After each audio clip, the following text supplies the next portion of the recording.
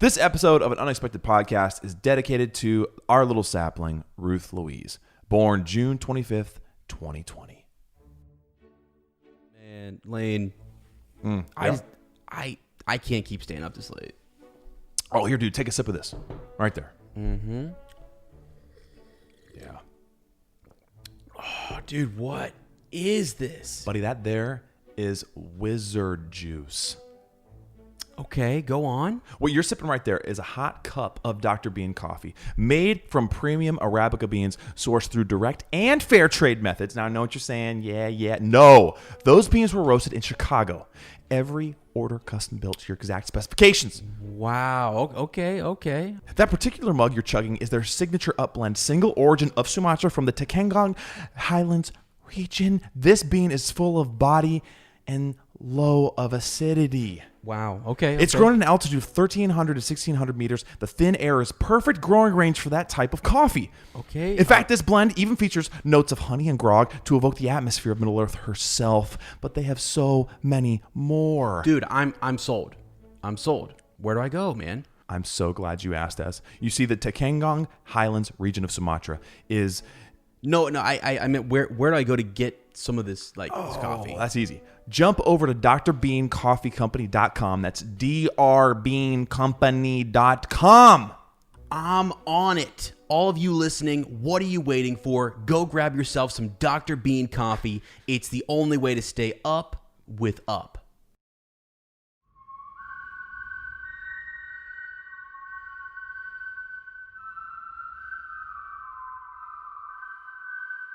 Hello, friends, and welcome to an Unexpected Podcast. I'm Ez. And I'm Lane. And we're talking Tolkien. We're coming to you from the Shire of America, the beautiful state of Ohio, and a little place that I like to call a village of Amanda.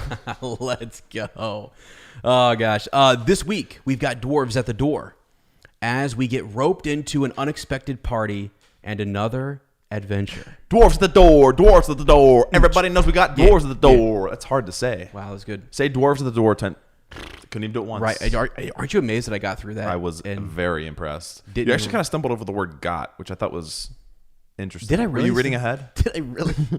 We've got dwarves at the door. Yeah. Door. I was just trying not to jack it up, Okay, Petey. Well, wow, it's been a minute, hasn't it? Mm-hmm. And if by a minute I mean like 4 months or something like that. Yeah. How are you, my friend? What's going on? Nice to meet you. Good. Lane Smith. You doing one of those? Yeah. I love how we do the awkward handshakes. Just little fingertips. That's all you Yeah. need. Let's show. Well, we Hold on. shouldn't be doing that. Actually, What are we doing? Why did we do that? Cut that I out. just made so many people cringe. Cut that out. No, we've actually, sanitized and done the whole thing. Yeah, we're fine. We're good. We're both in school, so we're both gonna get whatever Around whatever's each other. We happening. hope you guys are doing well, though. We hope everyone's staying safe and doing well.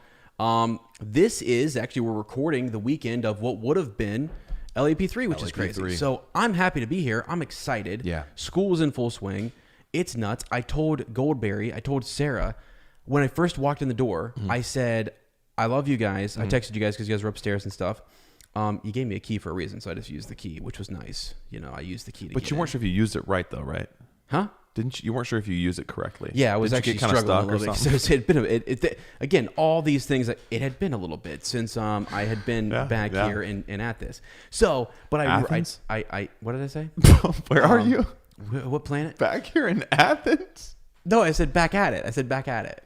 You said Athens. I would never. No, I've never been there. Wow, dude. Wow. Anyway. We are on the map now, which we'll talk about later. Are we? But Yeah, we are completely juiced up. By the way, we're juiced because of that wizard. We've got that Dr. Bean coffee. That was not. It was a commercial, but we are drinking it. It is the official coffee of an Unexpected Podcast. Yeah. And if you are watching right now, you can see me holding the glass up. This wonderful mug full of a beautiful coffee from Dr. Bean. It really Coffee is. Company. It is actually. It's delicious. And I had a full cup earlier, and then kind of it was early in the day. Just had some of that for the commercial, and I am literally jacked up. Woo! Okay, all right. But yeah, I'm doing great. I told Sarah though. See, I almost didn't finish that thought. Yeah, Athens. Which is that I texted her and I said, "It's so nice to be back in this house." Yeah, and just to be walking around. Hadn't seen you guys in a while. and it just feels good. The smells are back. Yeah, this We had would. the oh my! I know this would have been LEP3. Yeah. LEP3 is you and me, Yeah. and everyone at home staying safe. But yeah, this we were talking about, like, this would have been, last year was gorgeous. Year before, we endured through the weather. Like, it was rainy and wet and nasty. But last year was kind of the opposite. It was really, really warm. This year was like the sweet spot. It was like a high of 64.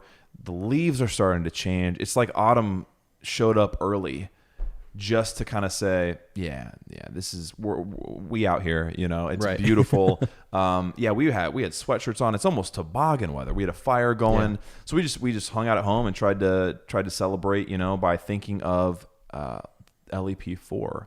So we've actually kind of shared details about that on a little standalone that we're releasing, and we're also talking about some Patreon changes and stuff like that too. So such exciting stuff. But yeah, this weekend's been beautiful, man. Just crystal clear blue skies, and the smells, like you said, all the smells are there. Don't ever forget the sniffing. Yeah. Stop me. I want to say something because I said this earlier. Mm-hmm. I was laying down out there and I was looking up at those blue skies. And actually, before I did that, we walked outside and we stood over there, around the fire. You were working on it. I looked up at the blue skies. I felt the weather. You guys had the windows open in here. You had the door open. Mm-hmm, a breeze coming through. It was fantastic. And I walked outside and I looked at the blue sky and I said, King Theoden died so that darkness, right? Long time ago.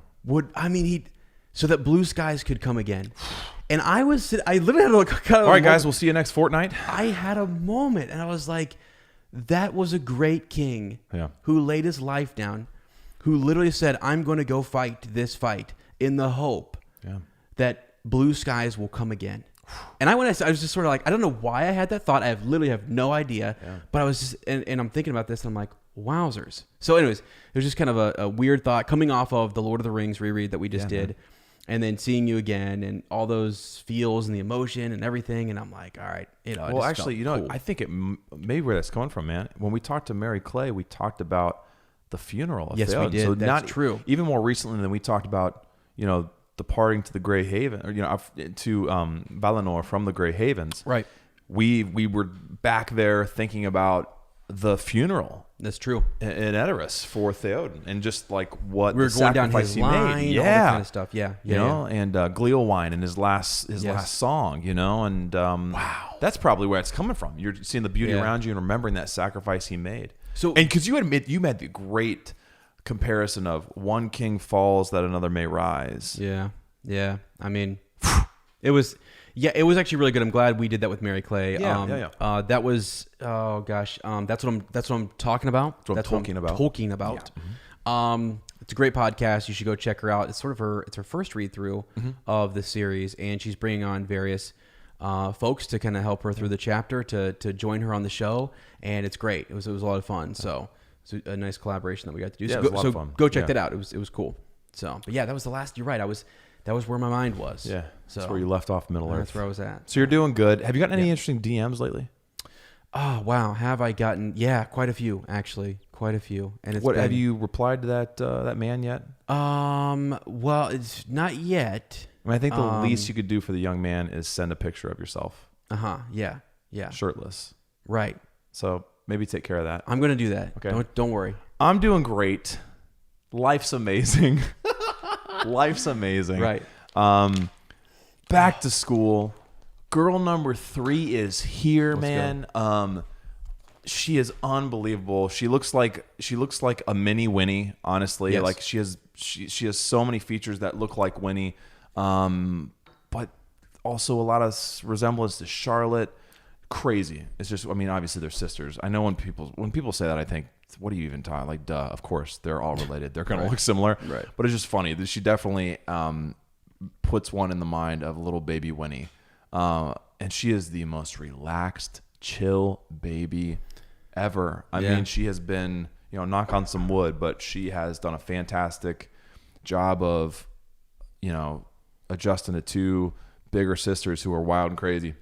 Life's good. Life's busy. Back to school. Sarah and I are both teaching online only, so it's been wild. It's been very, very different. There's been a lot of learning, but it feels like every day is getting better than the last one, so that's good. Yeah. And I don't know, man. The break we took for about what I think we determined it was like 4 months since we recorded. It was going to be 3. I mean, it was Tolkien. going to be I mean, I think we're originally going to June. come back in August, and then we just said let's wait until Bilbo's birthday. Yeah, it wasn't the episode June. We the last one. But I think we recorded like end of May. Yeah, the recording session was right. So the last time we recorded about Middle Earth was 4 months ago. So, during this whole time, it's just stuff seems like stuff is just getting, sometimes I don't know, things feel very crazy and out of control and everything. But I tell you, like moments like now where we're just sitting around talking about getting into the Hobbit and being able to just be with family. I don't know. In that respect, it's been very, very good for me. I feel like I think maybe things that I felt like I had to do before. I thought, no, it's been it's refined my perspective even more, I think, which is good. And I just think if I don't want to do something, I don't have to do something. Yeah. Yeah. And it really frees you that way to be able to do the things that you love most and care about most. So being home, being with the girls, and then going to work, and then doing this, with you, and getting further up into, Narnia. Mm-hmm. So it's really, really cool to have like more of a focus that way. But life is fantastic. All the girls are all best friends. I mean, they're growing up. It's crazy. Like think about last time we met, like, Charlotte was like just beginning to walk. Now she's talking. Yeah. She's moving around. She's going down slides backwards. Mm-hmm, mm-hmm. Winnie is holding full-fledged conversations with you. Oh, and, my goodness. Yeah. Saying, I'm so lucky to have you, Uncle Ez. And she makes me. And there's definitely days emotional. where it's very like last Sunday. I told you it was one of the craziest days of my life. The emotions were flowing, the hormones were all over the place, and I remember just looking at Sarah saying, "What is going on?" Like it's just this riptide of like feelings, and but it's good because I'm a dramatic man myself, and I definitely fit right in. So no, it's great. Yeah, but it's good. Yeah. I have to confess, man, before we start. Yeah. This was going to be an initial reread or initial read for me. It is no longer. I saw this time as a chance for me to get into The Hobbit and read it before we ever recorded. And if I didn't make it, I was going to be fine with that. But I set a goal. I was like, I want to finish this. Right. And it was so much easier than I thought. And here's what I wanted to tell you. Mm-hmm. I'm waiting for this. I think I cried when I read Lord of the Rings, maybe like as a teenager when I first read Lord of the Rings. Mm-hmm. But ever since then, I have not gotten like tears, physically emotional, when I've read Lord of the Rings. Even this last time, when you and Joe were both like, I was tearing up, and I was like, I felt a little more like Frodo, just like this is a quest, and I'm ready to be done. I'm tired. Yes. So Lord of the Rings, I don't ever remember crying during. Yeah. For The Hobbit, my friend, I shed tears. And when we get to that point, I will tell you why. Okay. And I will stay there for a few minutes. All right. But this story for me has been the biggest surprise of a piece of literature I've read in a long time.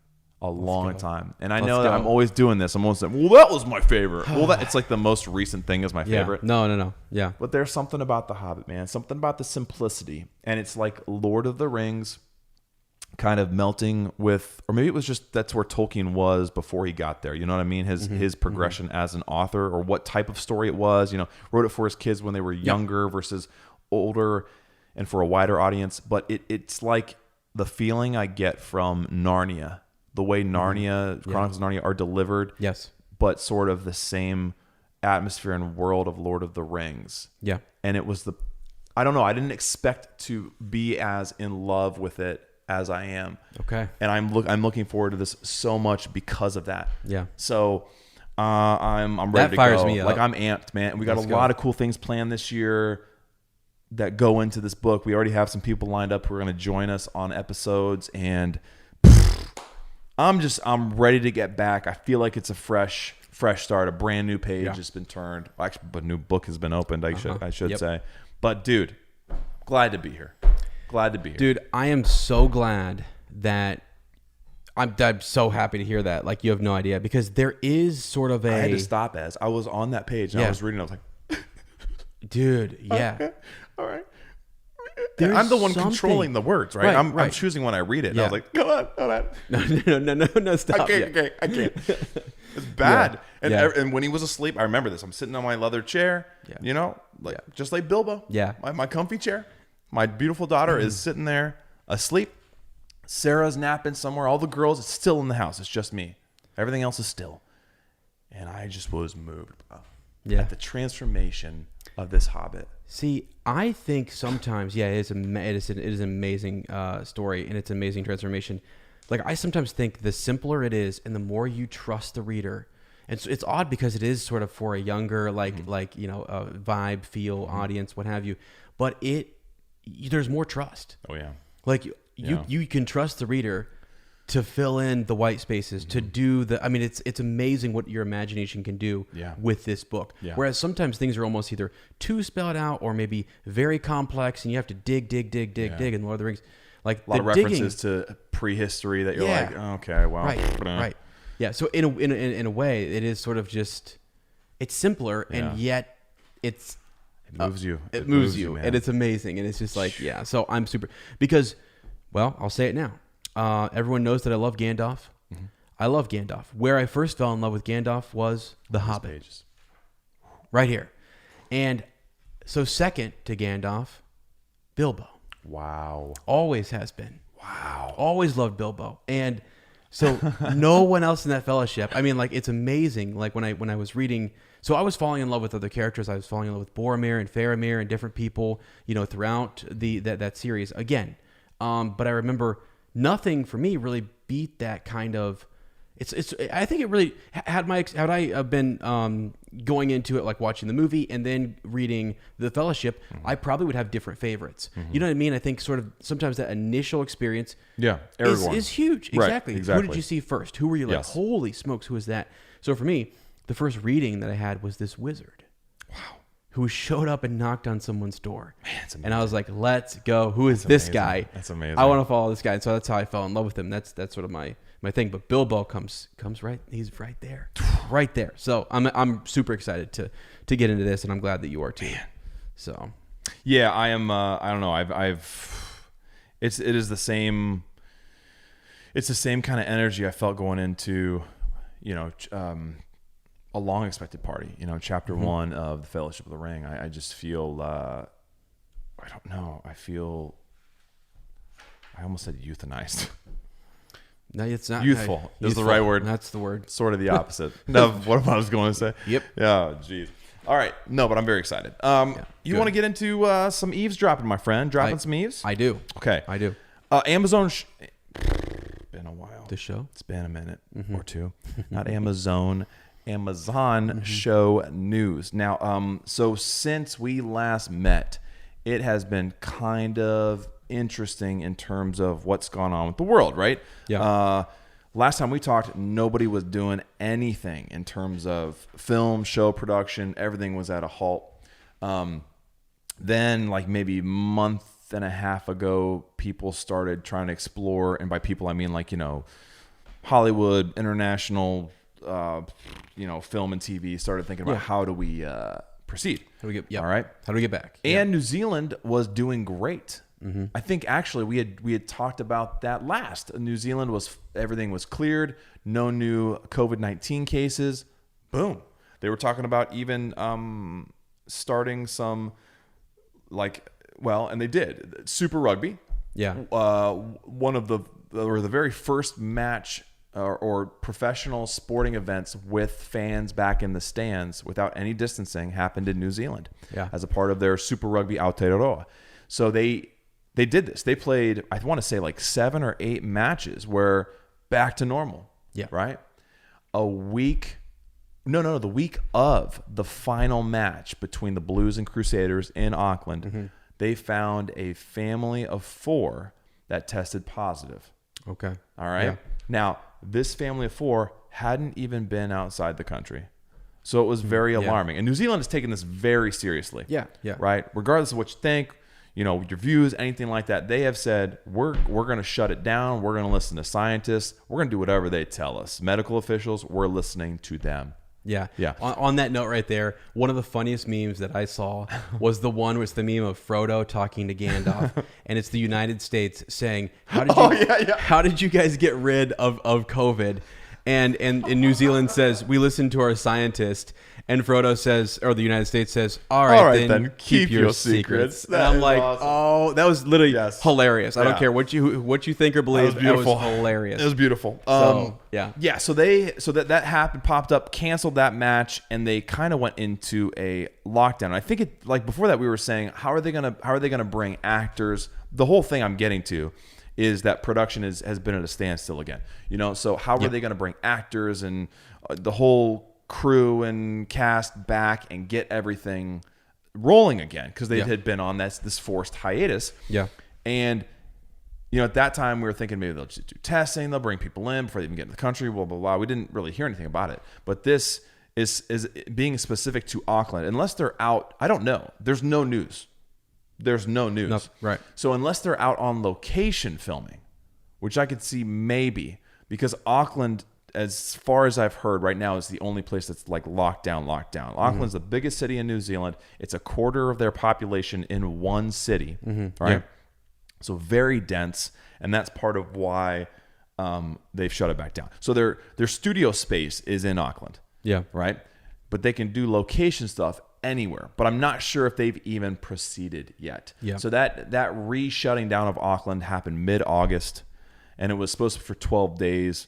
I checked, I couldn't find anything as to whether they're still on lockdown right now. But all that to say, no updates in terms of the show. Now I've got to start thinking about how long is this going to push back, our release. Would they be able to, those first 2 episodes that are locked down in terms of filming, would they be able to do a release of that? If they came down to the wire of, oh yeah, we've got to release this before, say things get worse, or whatever. Who knows? I mean, the timeline on the pandemic is not. No one knows what's going to happen. Do you think there's a clause, emergency clause, in the contract somewhere that says there's got to be, because there's no way you can clearly see they have so much. I'm just hoping, you would think, that's a good point. You also, there's forgiveness for everything else right now. So of course, if you sold them the rights, you sold this to somebody who is literally, a huge Lord of the Rings fan. Yeah, right. And his company is doing they're going nuts on this. They're putting a ton of money into this. Yeah. So you can say, here's all the evidence that we are really going for this. Give us the time. That's a great point. I mean, yes. But I know you're right.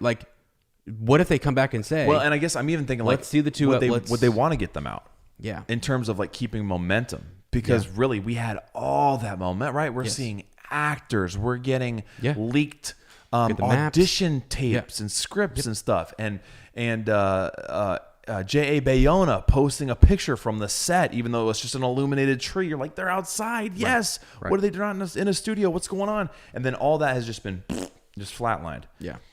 The only thing I found is just more rumors about Howard Shore being in talks or semi-confirmed to compose the score for the show. Yeah. So I know that we've talked about this before a little bit. What are your thoughts on if Howard Shore was confirmed? Yes, absolutely. He's coming back. I'd be cool with it. Okay. I'd be 100% cool with it. Yeah, I think it's totally fine. And if they, again, it's sort of like, you don't have to bring, it's not like all or nothing, So if there's an aspect that you're like, look, this is really, really important. I mean, it's why John Williams is such a big deal. Anytime you can keep that type of continuity, you might not bring back the same team to work on some design aspect or whatever, or costuming. You might not use the same company, but there's something to the music, the score, really almost becomes like a character, a part of the set and the world, especially when and we were talking about that. We were playing the Shire theme out here, right? And I said, dude, do you think he was just? And it's also in Concerning Hobbits. That same Shire theme is just over and over in the first part of the Fellowship of the Ring, and I was like, do you think he was just showing off because he knew he had captured magic, man? Hey, let's do this. Let's do it again, and let's do a variation here, and let's just pound home this Shire theme because it's the best thing ever. It's the best. Right. Yeah. So it becomes a part of Like you cannot separate that score. That you can't imagine someone else making music for it. It becomes ingrained into the film itself. So I have a little split. Like I would love to see him come back.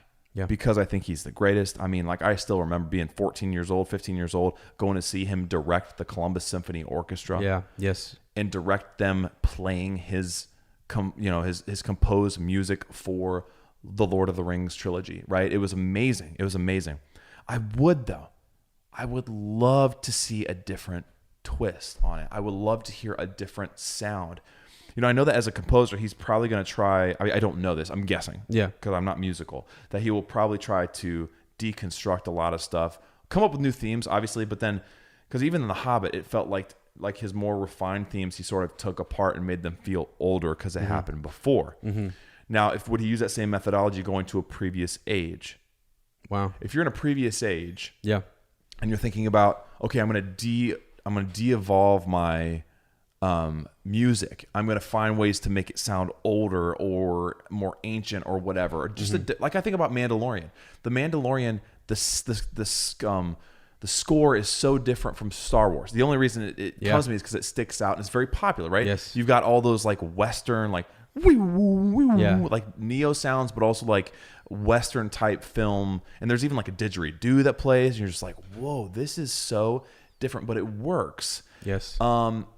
And because there are still those epic themes that come out that feel very John Williams-y, but he didn't compose the score, right? It's not his music. Right. Okay. So someone who could pay homage to Howard Shore, but still create something new would be fascinating. It would be. So that's my only thing. Like I don't want it to, because sometimes I think, even as a composer, what does he want to come back to Middle Earth? Maybe he wants to do something different, you know? So that's the only thing that I think I'd be tempted to see what someone else could do with the lens of, okay, I'm going to honor what Howard Shore created and pay sort of like due respect to that, but also make it my own and create something different. Like, you know, we'll need themes for Numenorians. We'll need, I don't know, like these ancient elves, kind of a new sound that could feel like it could change into the ones that are in the films. I mean, I don't know.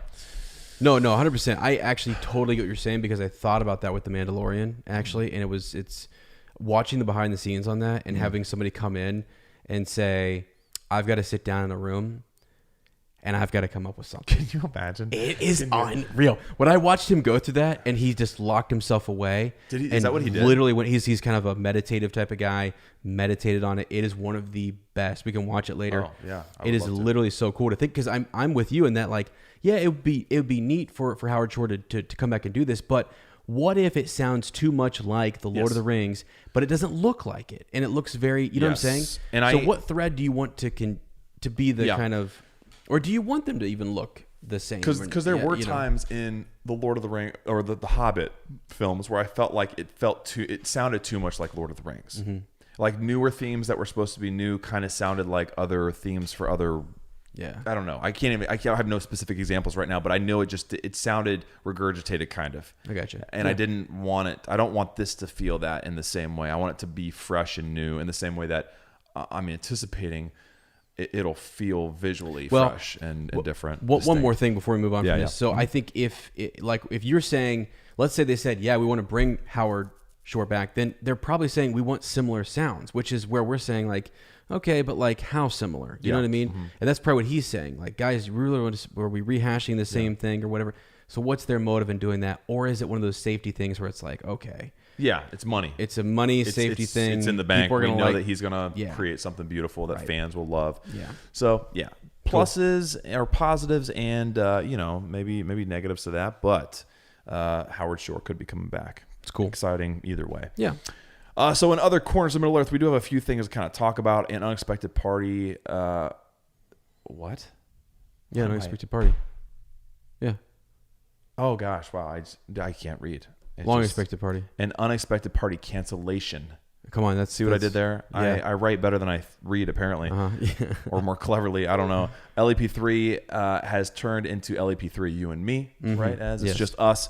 But LEP4, some exciting news. There is kind of a little mini episode we've released where we're going to talk about how LEP4 is going to be different it's going to be even bigger and better. Yeah. We think.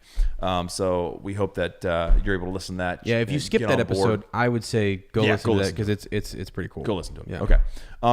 Also, we want to give a huge shout out to the Lord of Maps, a man named Isaac. All right, man named Isaac, talented young artist. He does maps in the style of Tolkien, okay, and Middle Earth styled maps. He's amazing. They're handcrafted. I love people that still just do it the old-fashioned way. Yeah, you create art with your hands. It's not digital or anything like that. But anyway, he's going through and he's making like countries and states within the United States in the style of Middle Earth. All right, and one of our uppers alerted us to this, right, and said, "Hey, check this out." And I want to make sure I give credit to him. He said, "Go check this out. This dude is doing awesome maps in the style." Yes. Yeah. Severiano. All right. Yes, Severiano is the only way I know him. Severiano _59, our friend. Yeah. He said, "Hey, go check this guy out. I don't know if he has Ohio, but look, I went and looked. He has Ohio, and of course, I'm zooming in looking for Amanda. Right.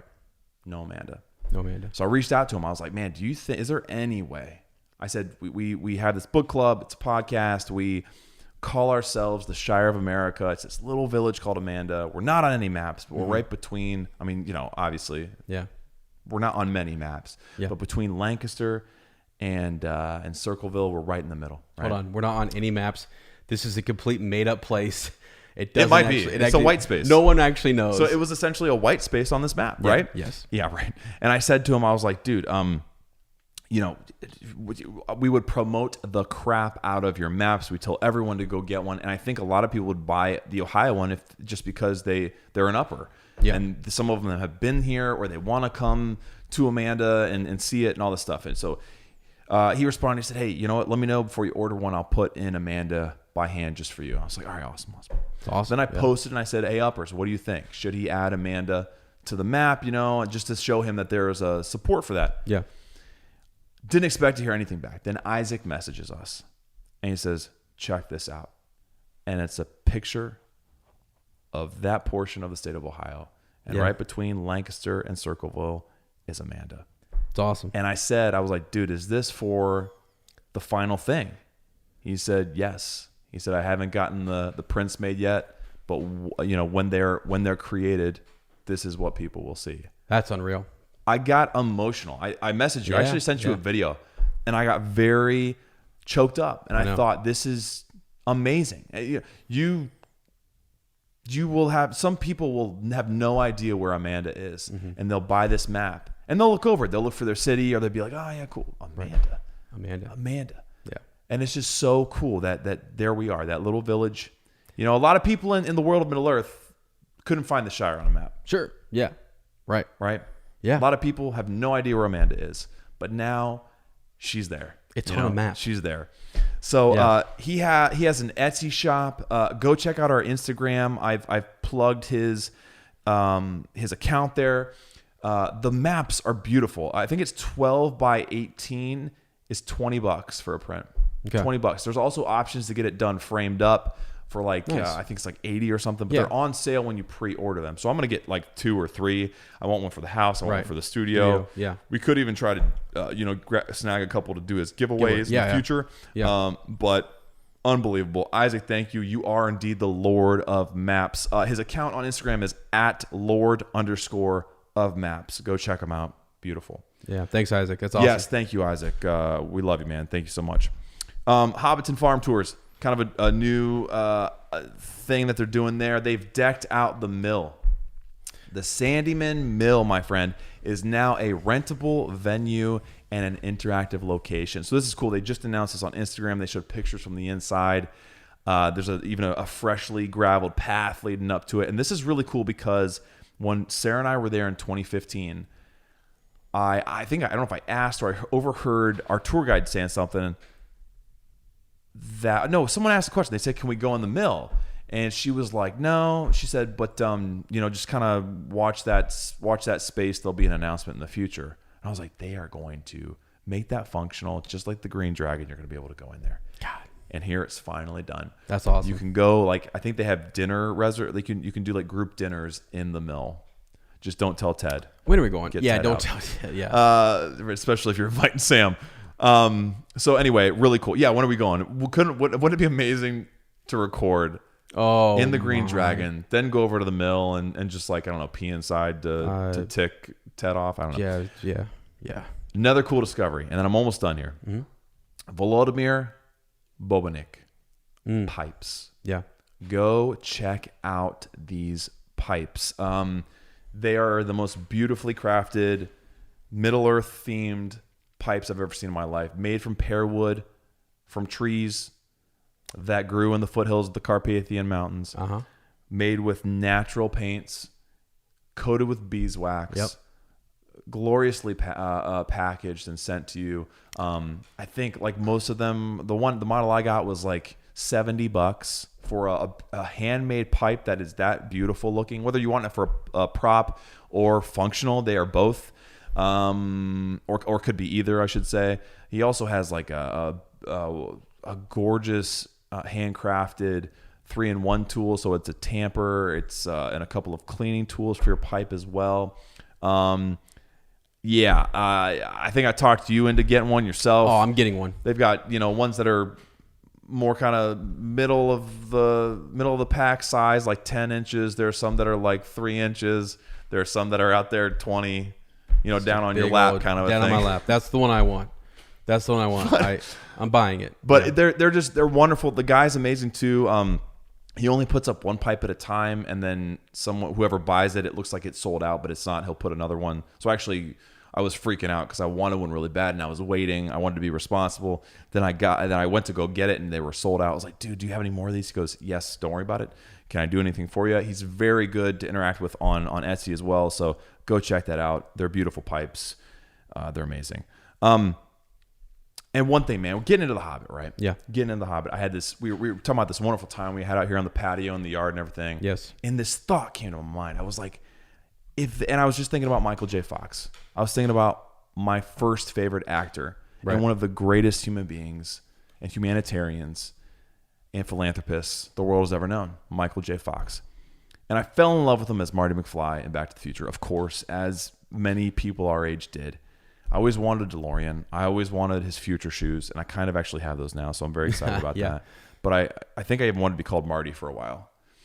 But wow, I thought to myself, if I was just thinking about him, and I was like, dude, you know what? 30 years ago, if The Hobbit had been made 30 years ago, Michael J. Fox just may have been, I don't know if I would say the greatest, but he'd be right up there with Martin Freeman. Another Marty.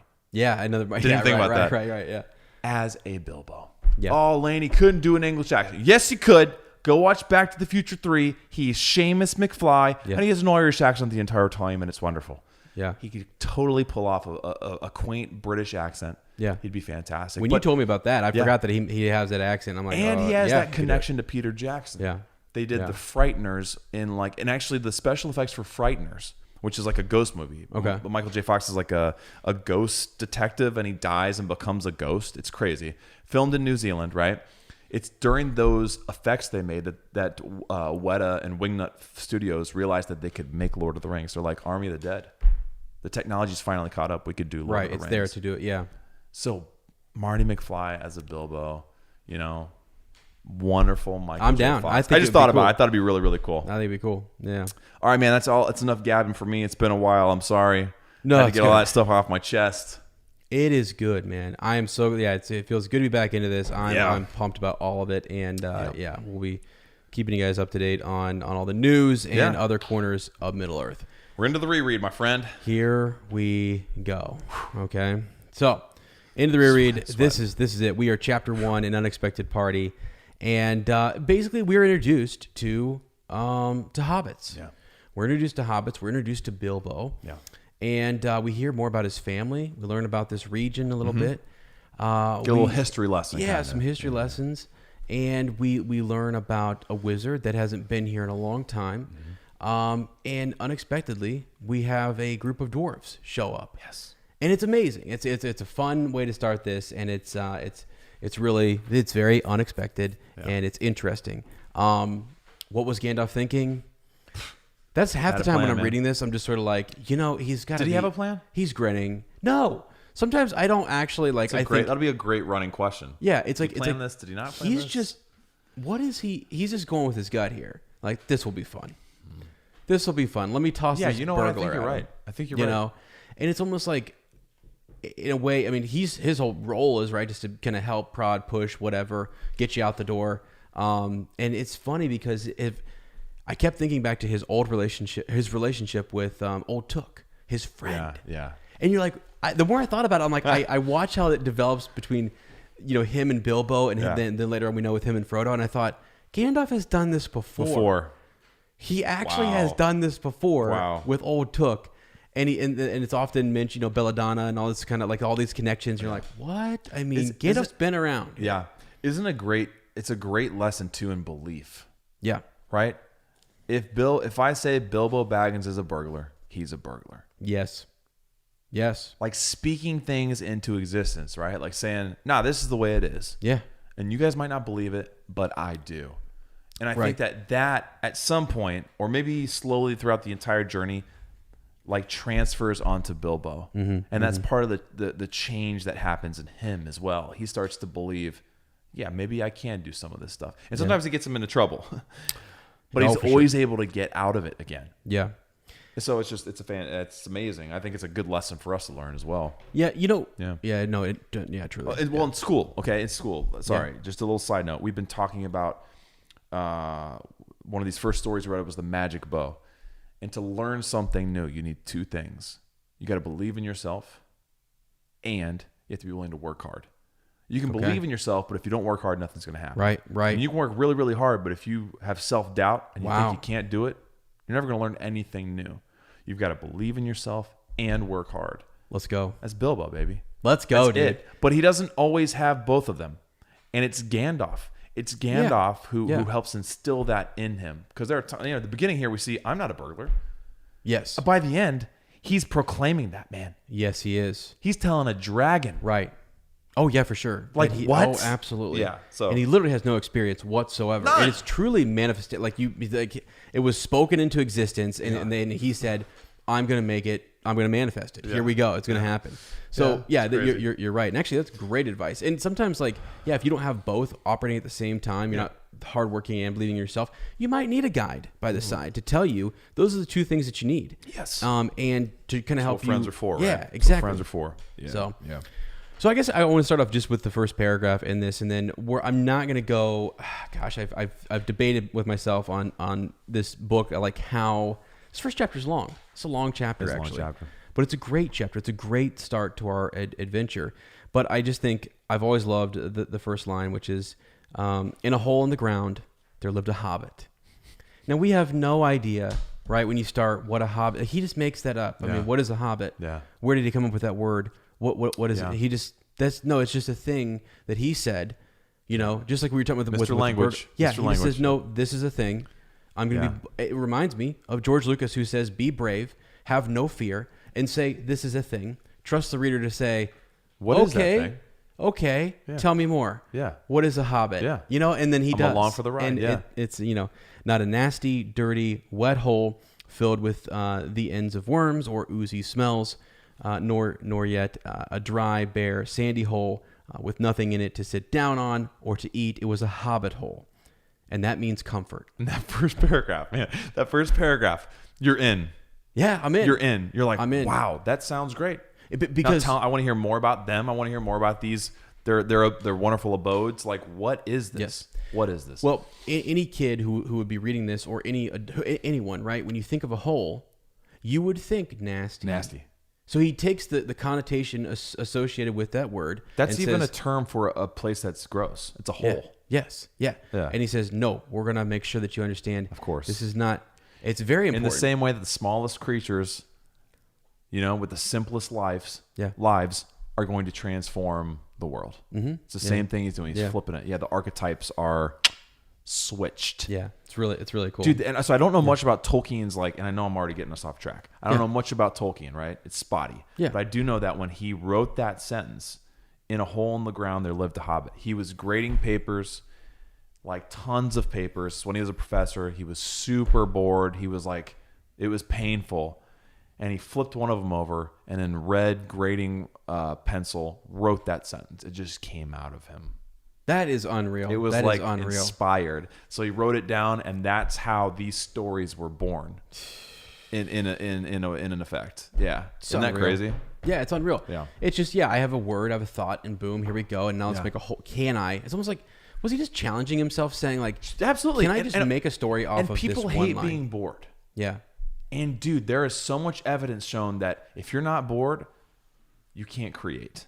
Mm-hmm. Great creativity can come out of times of feeling so creatively frustrated or bored or whatever that it wells up inside of you and then just gets out there. Yeah. So yeah. So one of the things I know oftentimes when we watch The Hobbit, you talk about like how beautiful it is to go into Bilbo's, home, right? Yeah. To go into his hole there and to look around and how awesome it looks. The descriptions of it are fantastic. I mean, we get the description of the door, right? This green painted door with a shiny yellow brass knob in the exact middle. Tells us exactly where it's at. Yeah. Then we go over and clearly, now we're set up thinking this is a nice hole, and let's just look at how nice it is. I mean, it's a comfortable tunnel without smoke. There's paneled walls. There's floors that are tiled. There's carpet, polished chairs. You know what I'm saying? Like this, it's literally very, it's almost lavish, right? Yeah. It's like, what? Yeah. What is this? This guy, what? Yeah. He's got it's comfort. There's comfort. Everything comfortable. It's also not like real rich kind of, I mean, although as hobbits go, he's doing well all to do. right. He's doing all right. Yeah. But still it's kind of like a countryside home. It's not necessarily like something real nice and fancy in the city. But it's sort of really nice comforts in like a countryside home. Yeah. You know what I'm saying? I'm trying to think of what he would be thinking of as nice and stuff, because you've got the wardrobes, you've got spare bedrooms, you've got all sorts of really, stuff. Things are nice, neat, and organized, big windows. You get the vibe he's not working class. Yeah. But the same, but it's also a place that, like you said, is compared to other places in the world, might not be considered the most beautiful home in the world, but it's something that you read through this and you're like, that is a home to take pride in. That is a home to be proud of. That's a home to invest your time and your experience in, to be in that place would cure a lot of things. Well, and it's like, I tell you this when I show up here, there's a lot of care in this house. You take care of it, you love it, it's cherished. Yeah. This has been passed down, from Hobbit to Hobbit. This has been in their family. Bag In has been in their family for a while. Which is some of the jokes, right? That his mother's this or that they're kind of, don't break this, don't do that, don't bend that. Yeah. It all has meaning because there's memories and it's kind of like almost heirlooms.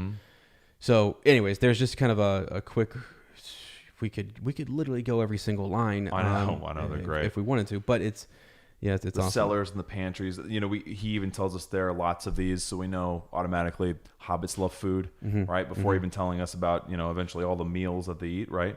Wardrobes, so he loves his clothes as well. All the best rooms were to the left hand side, which had the windows. So going in onto the left hand side, those had the windows. The rest, and we described them. They're deep round set, so they are in the same shape of the door that look out over the garden and the meadows beyond, sloping down to the river. So you even imagine that there's this beautiful scenic view out from his home. Not only beautiful within, but what he sees outside is gorgeous as well. And so hold on. How in these rereads we do these things. We do this reread, and sometimes stuff just comes to us in the middle, like now something just hit What happened? So it's a lavish home. He is a hobbit who's well-to-do. To go on here a little bit, he's this hobbit was a very well-to-do hobbit, and his name was Baggins. The Bagginses had lived in the neighborhood of the hill for time out of mind. Yeah. People considered them very respectable, not only because most of them were rich, but also because they had never had any adventures or did anything unexpected. Yeah. Okay, so you go back to trying to convince the dwarves that he is a burglar. Well, a burglar who is a good burglar would have a pretty lavish, that's true, nice. That's true. Right? My spoils. Why would you pick someone who doesn't have Right. Not very good at it, clearly, if you don't have good stuff. He's good. He's got, and it's just sort of like, and I almost think like with Gandalf, sometimes I'm sort of like, you jokester, what is you? This all is very, because he always says, very funny for me. This whole thing will be very kind of funny for me because I can sell you, my friend, as our burglar. Yeah. And this will do very nicely. We'll come here. There are plenty of bedrooms. Yep. There's plenty of food. He knows more about that, his habitat than even Bilbo's shocked at how much he knows. Yeah, about what he has in his stores. And he also knows his lineage too, right? He knows that while the Bagginses are very well to do, they don't do anything risky, they're safe, right? No adventures. That he has this, this I don't even know, line of wild adventurosity. I'm going to make up a word. Adventurosity. I like adventurosity. From the Took side. So he knows that there's a spark in him that he saw when he was little. Yeah. That he could fan into flame. Yeah. Yeah. Oh, no. That would awaken, right? This fire master. Wow. Right? Fanning the flame. Yes, sir. Let's go. And so that's part of it too, right? You're right. He's set up to look like, that's a great point. I never even thought about it. The dwarves would show up and they'd be like, all right, wow, he's probably stolen all this.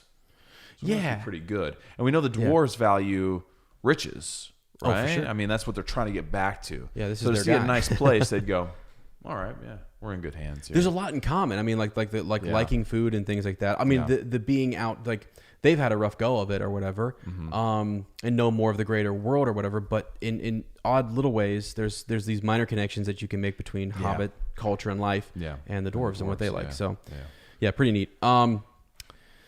So let's move on here a little bit. Yeah, you're right. We get into sort of his mother. We get into Belladonna Took, right? Yeah. Being was famous. Was one of those 3 daughters of old Took, which is pretty cool. And this is narrated to us, right? Yeah. But I also kind of feel like it's Gandalf. In some ways, I kind of go back and forth in my mind. I'm like, it's kind of like Gandalfish, in that he's recalling some of this, but really it is just our narrator kind of explaining, setting this all up for us.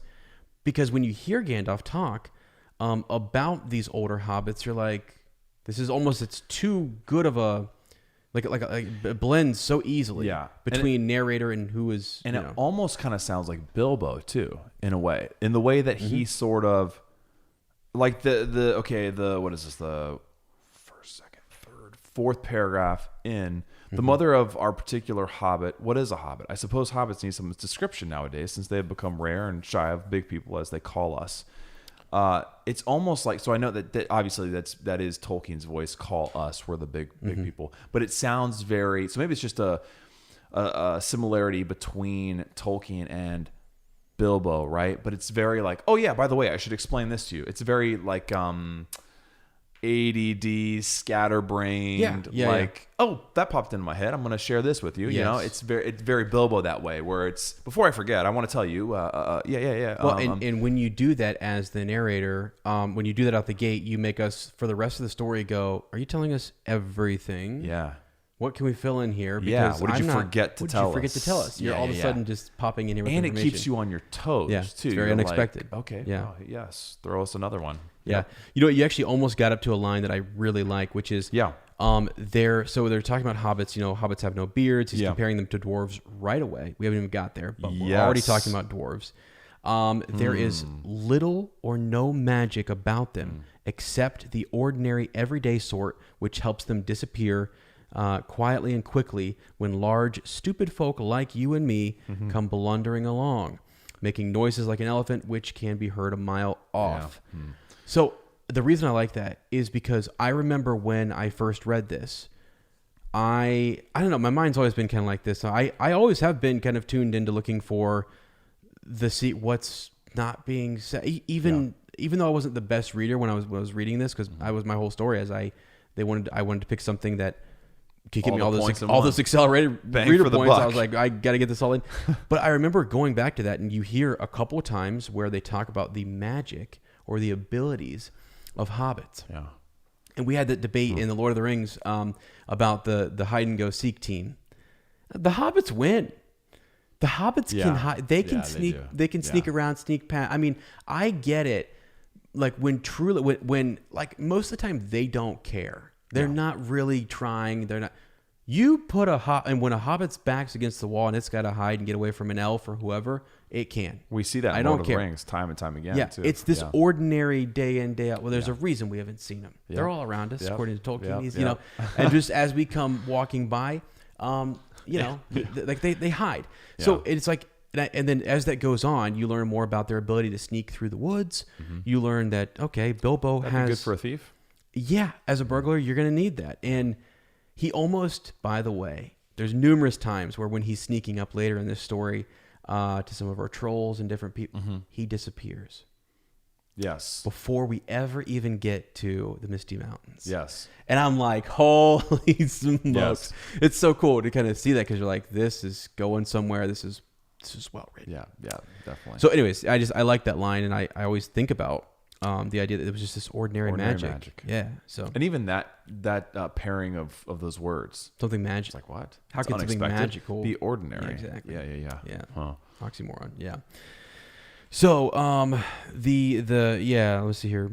We're going on just a little bit further. We get into, as I said, some of the history with his mother, Old Took, and where they lived, which is pretty cool. And then we get into the nature of the Took clan. Yeah. Right? And that they would go and have adventures. Now, he's a Baggins, but he is related to the Tooks, which is cool, through his mother. His mom. Yeah. And I also thought it was kind of funny. They talk about his dad a little bit, and just building the whole this nice lavish home for his wife, which I thought was awesome. Yep. Was it to keep the Tookish side at bay? Stay here, satisfied, comfortable, overcompensating for that adventure streak. Maybe. Is that going to help? Interesting. I don't know. Right. I don't know. We don't want any of those adventures, right? We've got plenty of interesting things here to kind of. Absolutely. I don't know. Yeah, don't worry about the water. Don't go mess with boats. Right. So, but yeah, they discreetly disappeared and the family hushed it up. But the fact remained that the Tooks were not as respectable as the Bagginses. Yeah. Right. So, anyways, that's kind of just neat learning about them. And yeah, as we get into Bungo Baggins, right? And Bungo Baggins. I swear. Bungling Bungo. I love it. Yeah, it's wild. So introduced to his but father. But even in his parents' names, you can see where Bilbo came from. It's almost like a mixture of Belladonna and Bungo. Yeah. It's real cool how he, even there he's showing his interest in the importance of names and I don't know. That's just, it's very, very cool to see a parent right away. You know what I mean? A parent. Mm-hmm. Because they're his parents. I get it. Oh, okay. A parent. I got it. But we go on for a bit about the Tooks. Yeah. And I think it's cool because I remember reading that. And what's really, really cool is you hear about that in the Lord of the Rings later with like Frodo and having sort of a connection to like, yeah, exactly. Think about Pippin, like a Tookish side. Yes. And go all the way to the very end and look who rallied, who was willing in the land of the Shire. And come on, dude. Right? Claiming the old title, right? Yes. So anyways, pretty neat stuff. Now we get into unless you had something there, we want to get into the... No, I'm along for the ride, buddy. This is... The good morning here. So by some curious chance, one morning long ago... So it's weird. You have all of that lead up, and then this is where we kind of dive into our story. Yes. One morning long ago in the quiet of the world, when there was less noise and more green, and the hobbits were still numerous and prosperous, and Bilbo Baggins was standing at his door after breakfast, smoking an enormous long wooden pipe. Let's just get that clear. It was enormous, which is why I'm so glad that in the movie they got him out here. His whole arm is extended. Yep. It is. It also made me think too, like hobbits, if they were to go into Bree or wherever and buy an actual it would be massive. pipe, it would be massive. Yeah, in right. their arm. Probably normal. Yeah, it's probably normal size. Normal size pipe. Yeah. Oh, that's hilarious. But yeah, he's got this big pipe. He's smoking, right? And then down to his woolly toes, neatly brushed. Gandalf came by. Gandalf, if you had heard only a quarter of what I've heard of him, and I've only heard very little of all there is to hear. You would be prepared for any sort of remarkable tale. And doesn't that line right there make you? Doesn't that evoke Lewis? Mm-hmm. Yes, it does. That's the same kind of like it's an illusion, but I'm not going to fill you in. Right. But you realize immediately how important he is, and you can use your imagination to fill in the gaps. It's also very plainly spoken. Well. Yeah. And so you easily understand. You very quickly. That's where I said there's trust. He just says, Gandalf came by. Gandalf, right? And let me just go on a bit about Gandalf. And if you knew anything about Gandalf, you would know he's special and there's more to him. And I don't know very much, but what I do know is pretty fantastic, and it's this story. And also implying, too, that this really happened and has been passed on through the years. Yes. Because it has. In my mind, that's why I said old King Theoden out there, he died so these blue skies could come again. Anyway. He had not been down that way under the hill for ages and ages, not since his friend the old Took died. In fact, the hobbits had almost forgotten what he looked like. So I just love, I keep saying this, but I love that this is not the first time. He's known the hobbits for years. He's always been interested in them, and he's always been. I actually love the lines in the movie that they use for Gandalf, where I know they're not in the book, but just talking about how he's talking to Galadriel, and he's talking about the small things and how the hobbits matter, and that he has found over time that those are the things that can make all the difference. And I'm like, what in the world? Gandalf has been in the Shire for so long. And that's the other thing, Saruman calling him out like he's been there too long with their pipe weed and stuff. It's like, I wonder too, like what, you think about the, what are they? They're Maiar, right? Mm-hmm. The Istari. Mm-hmm. Yep. They are Maiar. Haven't read Silmarillion yet. I'm not there yet. But it also makes you wonder how they were all drawn to different things. Yes. And why? Yes. And like, why was this what? It seems like what was it? Saruman was kind of drawn more towards lore and history and knowledge. Yeah. And Radagast was pulled towards nature and animals and the innocent. And the two blue wizards were pulled out east to who knows what. Like just maybe to disappearing. That's what they dug. And Gandalf was drawn to these small, humble creatures. Yeah. That everyone underestimated and thought were unimportant, but he valued and saw them worth spending time with. I just wonder, like, what, you know what I mean? Yeah, no, what's going on there? Like, why was he such a humble wizard? Well, I'm telling you, like, we can go, like, maybe on an Appendices or something. Like, I would love to go into the spirit of, like, all of them having, like, us having spirits, and what are we drawn towards, and what is it that, like, is that, I mean, were we, what, that's a whole, he wanted to find, or was that just how he was, and so he found prone to creatures that were also humble? Yeah. Anyways, really cool stuff. One of the best, and it's hilarious, right? It's good morning. Good morning. Yeah. Said Bilbo, and he meant it. Yeah. But what he actually meant is called into question by Gandalf immediately, yeah, right? Yeah. So, but Gandalf looked at him under his long bushy eyebrows, which I love the description of Gandalf wearing his blue wizard's hat. Look at how long those eyebrows are. Those long, and like actually we should kind of in our camera here, I'll hold this up just so folks can kind of see what I'm referring to. This sort of graphic novel. Yeah. I think it's super cool just that he has this blue wizard's hat. I love that. Yeah. Even though he's Gandalf the Grey, right? There's a lot of he gray. Makes you think of like Merlin. Yeah. Like, it's like this sort of like stereotypical wizard, but dude. It's great. It's got great illustrations. We should actually maybe make a post on the Facebook group, because I think you guys would really like this. And you said who got this for you? Was Mom got it for me for Christmas. Yeah. Mm-hmm. It's beautiful. It is literally beautiful, and I think you guys would really enjoy it. But yeah, he just looks those long, bushy eyebrows. And here's why I also have those. Every time I go get a haircut, I'm like, can you knock these bad boys down? Can you please knock them down? I've tried myself, and I've almost literally taken them completely off. It was bad. Yeah, all right. So we're getting good morning. We're questioning, what do you mean? Do you wish me a good morning, or do you mean that it's good morning whether I want it or not? First thing he's doing is pushing Bilbo out of his comfort zone. Well, he is pushing him. He's pushing back. Why are you asking me what I meant by it? I just meant good morning. Right. So I hadn't even thought of it that way. The courtesies, right?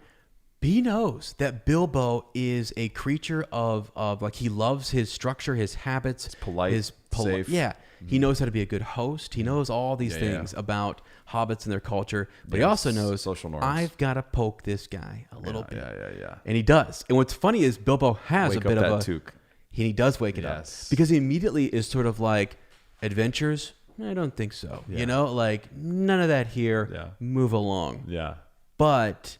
Adventures. Okay. Why am I feeling this way? Why am I feeling this way? It intrigues me. Why am I dreaming of dragons? Also, very rarely do you come across someone who isn't also just going to reply with a good morning. Yeah. That all of a sudden kind of throws you off. It threw you a little bit. And he's a little bit, I would say, ticked. Yeah. I said good morning, and this wizard wants to throw into question my intentions.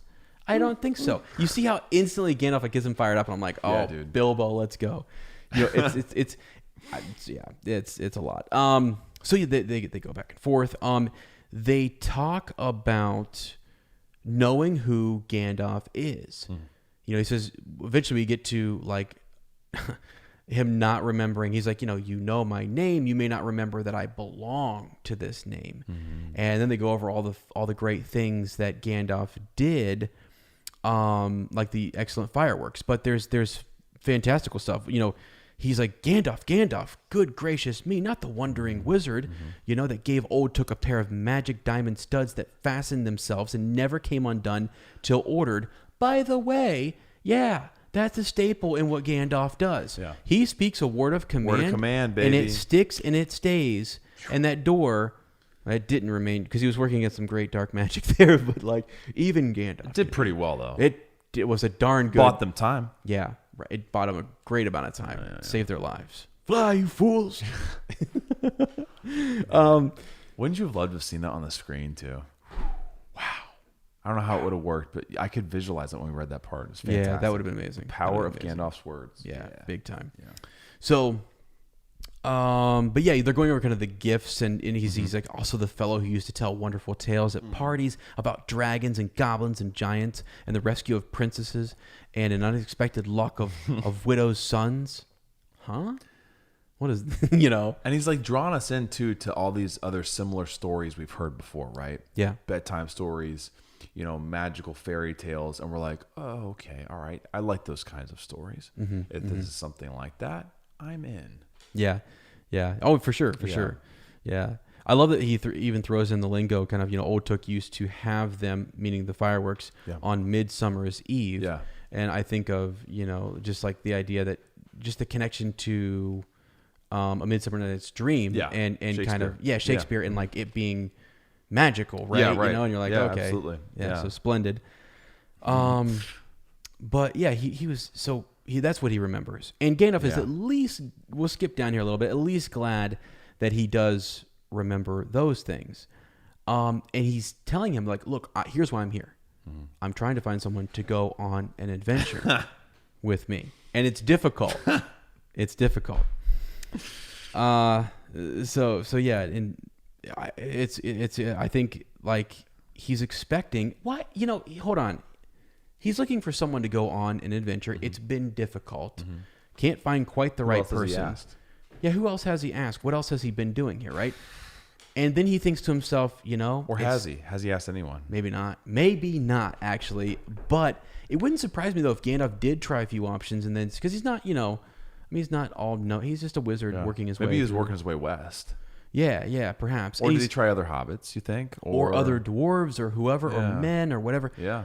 But I think then you're looking at, he knows the nature of dwarves. And he also knows who's going to work with. Are they going to trust? Is there going to be buy-in? Chemistry of a group. All that kind of stuff. Who is that unlucky? Who makes this an unlucky number, right? And he thinks of Bilbo. He decides to wander. Let me just see if there's any of the old spirit left in the Shire. Right?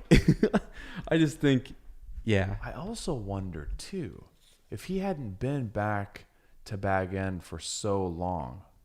Did he know he was going to find Bilbo there? Yeah, I think he. Well, he You does. know what I mean? Yeah, and he does at least know that. That's why I say the spirit, because I'm kind of like he's got to be looking for one of old Took's daughters' descendants. Did he think Belladonna was still around, still kicking? Maybe. Yeah. You know what I mean? Maybe. Yeah. I mean, maybe even that was a surprise to go, oh, okay, it's Bilbo here now. Well, he'll do.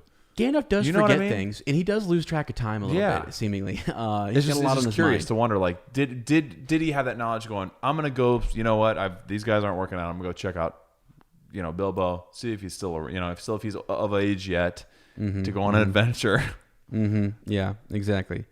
Yeah. It's just, I love trying to think like Gandalf, because I definitely don't orchestrate things that way. No, he's the master. He's a wizard.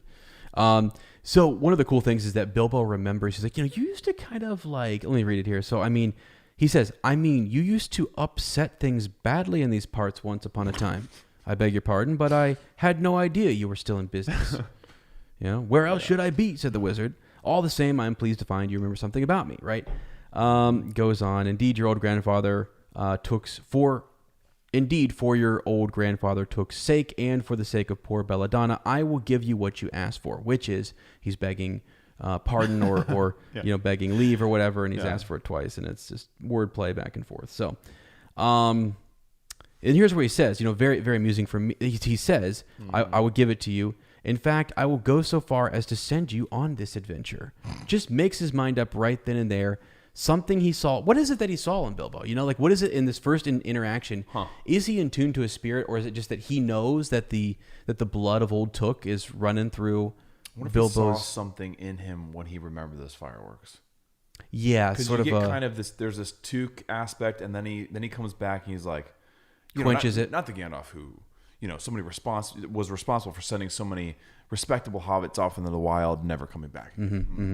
No. But there was that glint first of his childhood and remembering those fireworks. Yeah. Yes. And Gandalf saw right there. Maybe that was the test. Gandalf saw right there. He does remember something of me. I saw what it did to him just there. Right. All right. Yeah, there's work to be done here. Right. The old spark. But you're not lost. Yeah. The as you said earlier, that little flame. Yeah. There's a flicker. Yeah. He saw it again. He's a wielder of such secret flames. Yes, he is. I like what you did there. And so I'm getting warm. Let's go. Are you flushed? All right. Is that a toilet joke? I have no idea. Oh boy. Flush me once, that's fine. Flush me twice. Shame on him. Shame on me. All right. So, sorry, I don't want any adventures. Thank you, not today. Good morning, but please come to tea anytime you'd like. That was a mistake, right? Yeah, and that's just like his his etiquette, his manners, just took taking over. Like, yeah. Didn't even think. Have you ever done that too? You're like, hey man, just stop by anytime you want. And you're like, dang it, no, not that guy. No, like I don't really. It's fine. I'm fine with no visitors. Yeah, or it's sort of like you said, I'm welcome anytime. Yeah. Really? 2 a.m. Yeah, you're fine. It's almost like that. So what it is? Sure, come on in. Yeah, it's that like the quintessential British. I want to keep saying politeness, just politeness and manners of, you extend an invitation, but it's understood that you're not actually going to take the invitation. It's just a passive aggressive way to continue being nice. Mm-hmm, you know what I mean? Mm-hmm. Oh yeah. So I don't really mean come to tea. I just meant like 100%. No ill will, hit the road. Yeah, and that's We're exactly. not going to say what we actually think. Yeah, we're just going to cloak it with niceness. Right, and that's the whole wordplay on, like as Gandalf says, like the whole good morning. So now you mean good morning as in like out you go. Yeah, exactly. On your way. Yes, that is what he says. He calls him out on that. Yeah. And so you're right. Like when they're one and the same. Yeah. What a lot of things you do use good morning for. Oh yeah. So finally, Bilbo though is able to kind of like do as you said, his little courtesy. Goes inside. Gandalf has a nice long laugh as he's flustered and rushing in through his green door, right, with the nice yellowish golden bronze knob right in the exact center. Yep. He is laughing and he walks up to the door and with the point of his staff puts his mark. Makes a mark on the door just as Bilbo was finishing up his second cake and beginning to think that he had escaped adventures very well. So God, I love this book. And then we get into this unexpected party, right? Yeah. Yes. And it's interesting to think if Bilbo's Baggins side hadn't taken over and given that invitation, Sure. would Gandalf have still proceeded? Or would he have respected the Hobbit's wishes and found somebody else? Or was that the Baggins side? Or was that actually the Took side finding a way to manipulate the Baggins? Is this weird? Is this too No. dual Actually, personality stuff? Yeah. He said, come to tea tomorrow morning. And maybe that was the Took side going, yeah, because he really will. Yeah. You see what I'm saying? Yeah, I do see what you're saying. Like yeah. almost tricking his Baggins side into, hey, let's make an invite. Yeah. He won't take it literally. Also, I want to make we go, baby. Yeah. Adventure time. Right. It's almost like he's treading this. He's on the fence here. I don't want to say treading water because hobbits are not doing that. Please don't talk about water. But it's like the idea is he's saying I want to still be respectable. Yeah. But I'm also down for this wizard to come back and have tea. Yeah. You know, one of the. I was thinking Gandalf is looking for it. Once he invited him to tea, Gandalf said, "That's my end. Thank you, son. Okay. Yeah. Thank you." And but it's a combination of both. Footsie? That's Gandalf noticing. Still? Yeah, it's still doing footsie under the table. Just so you guys know. But that's Gandalf noticing the Took side, right there, Yeah. solid. Yeah. So you might be right. Yeah. But yeah, Interesting. tea time the next day, right? I love that. Also, the reminder. There's a lesson here that Tolkien is teaching us, in that you got to write stuff down in your calendar. Because tea Wednesday. Right. If Should've. not, we forget it. You and I, we're all the same. Everyone needs reminders. Too flustered though. He's much too flustered. Yeah. Yeah. So here we go. I mean, you get this ringing. He thinks, oh my goodness, here he is, Gandalf. He's back. I did invite him. Bless my soul. And like he's rushing to the door. So sorry to keep you waiting. He wanted to say when he saw that it was not Gandalf, it was a dwarf with a blue beard, by the way. Blue beard, tucked into a golden belt and a very bright eyes under his dark green hood. As soon as the door was opened, he opened and pushed inside just as if he had been expected. He hung his cloak up, and this is Dwalin. At your service. And you're also getting this thing too. Yeah, this is just a note on the pegs. It's like Tolkien made a specific reference to there being plenty of pegs on the wall. Yes, he did. And thank God for that, because they're about to be totally covered with hoods. That's right. That's right. Yeah. Well, it's as he said, is you're very like all of the best rooms were on the left side, and there were many. Yeah. And there were many. Yeah. Plenty of room for a party. Yeah. Right? It's like, what? Yeah. So, and then, so the answer to Dwalin at your service is Bilbo Baggins at yours. And just like that, they're having tea, right? So just wow. They're having tea. He doesn't know what to do, really. It's like, mind your manners. His manners are just taking over. Like, come have some tea. Yeah, right, sure. Right. They're sitting down having their cakes, and they hadn't been long. By the way, they eat a lot of cake. Have you noticed that? Like, he had 2 by the time Gandalf left, which was pretty fast. I don't know how long it took Gandalf to make that mark on the door. And here he has what? Did they say they're on their 2nd or 3rd cake or something like that? This was the next day. No, I know. This is the next day. Yes. I just mean like yesterday. He had plenty of cake. He pops in there, has 2 cakes. You got cake every day for tea, baby. Right, exactly. So yes, I know that. Okay, I was starting to think, whoa, yeah, he has had a lot of cake today. No, and then even today though, like he acts like it has. So they had not been at the table long. In fact, they had hardly reached the 3rd cake. You know what I imagine them, man? I imagine like, wait them a second. as little How cranking them out? cupcakes. Yeah. Little tea time cupcakes. See, I don't know what they seeded cakes. Yeah. There's no way there. There's no way they're like big God's old no. birthday cakes. God's no. I get that it was like a crumpet or whatever they're called. What are those things called? You don't eat lots of those? You wouldn't eat lots of I've those? never Dude, had. I've had times where I've hid like those little poppy seed muffins. I could mow those down as. Okay. I could have 5 or 6 of those. Yeah, and couple cups of coffee. I get it. Yeah. Maybe you don't eat breakfast. Maybe I think of them as like cookies, right? By their by their 3rd cookie, right? They hear the next ring at the door. Yeah. It's just funny to me. It's because they're eating so much. I'm just sort of like, it hadn't been that long, but yet they had time to get through 3 cakes. And again, hungry dwarf and a hobbit, man. I mean, and I know in the tea culture, like it's a little tiny cake, no bigger than your palm or whatever, but still. All right. So, excuse me, he said. Right off, he went to the door. This has got to be Gandalf. gotta be.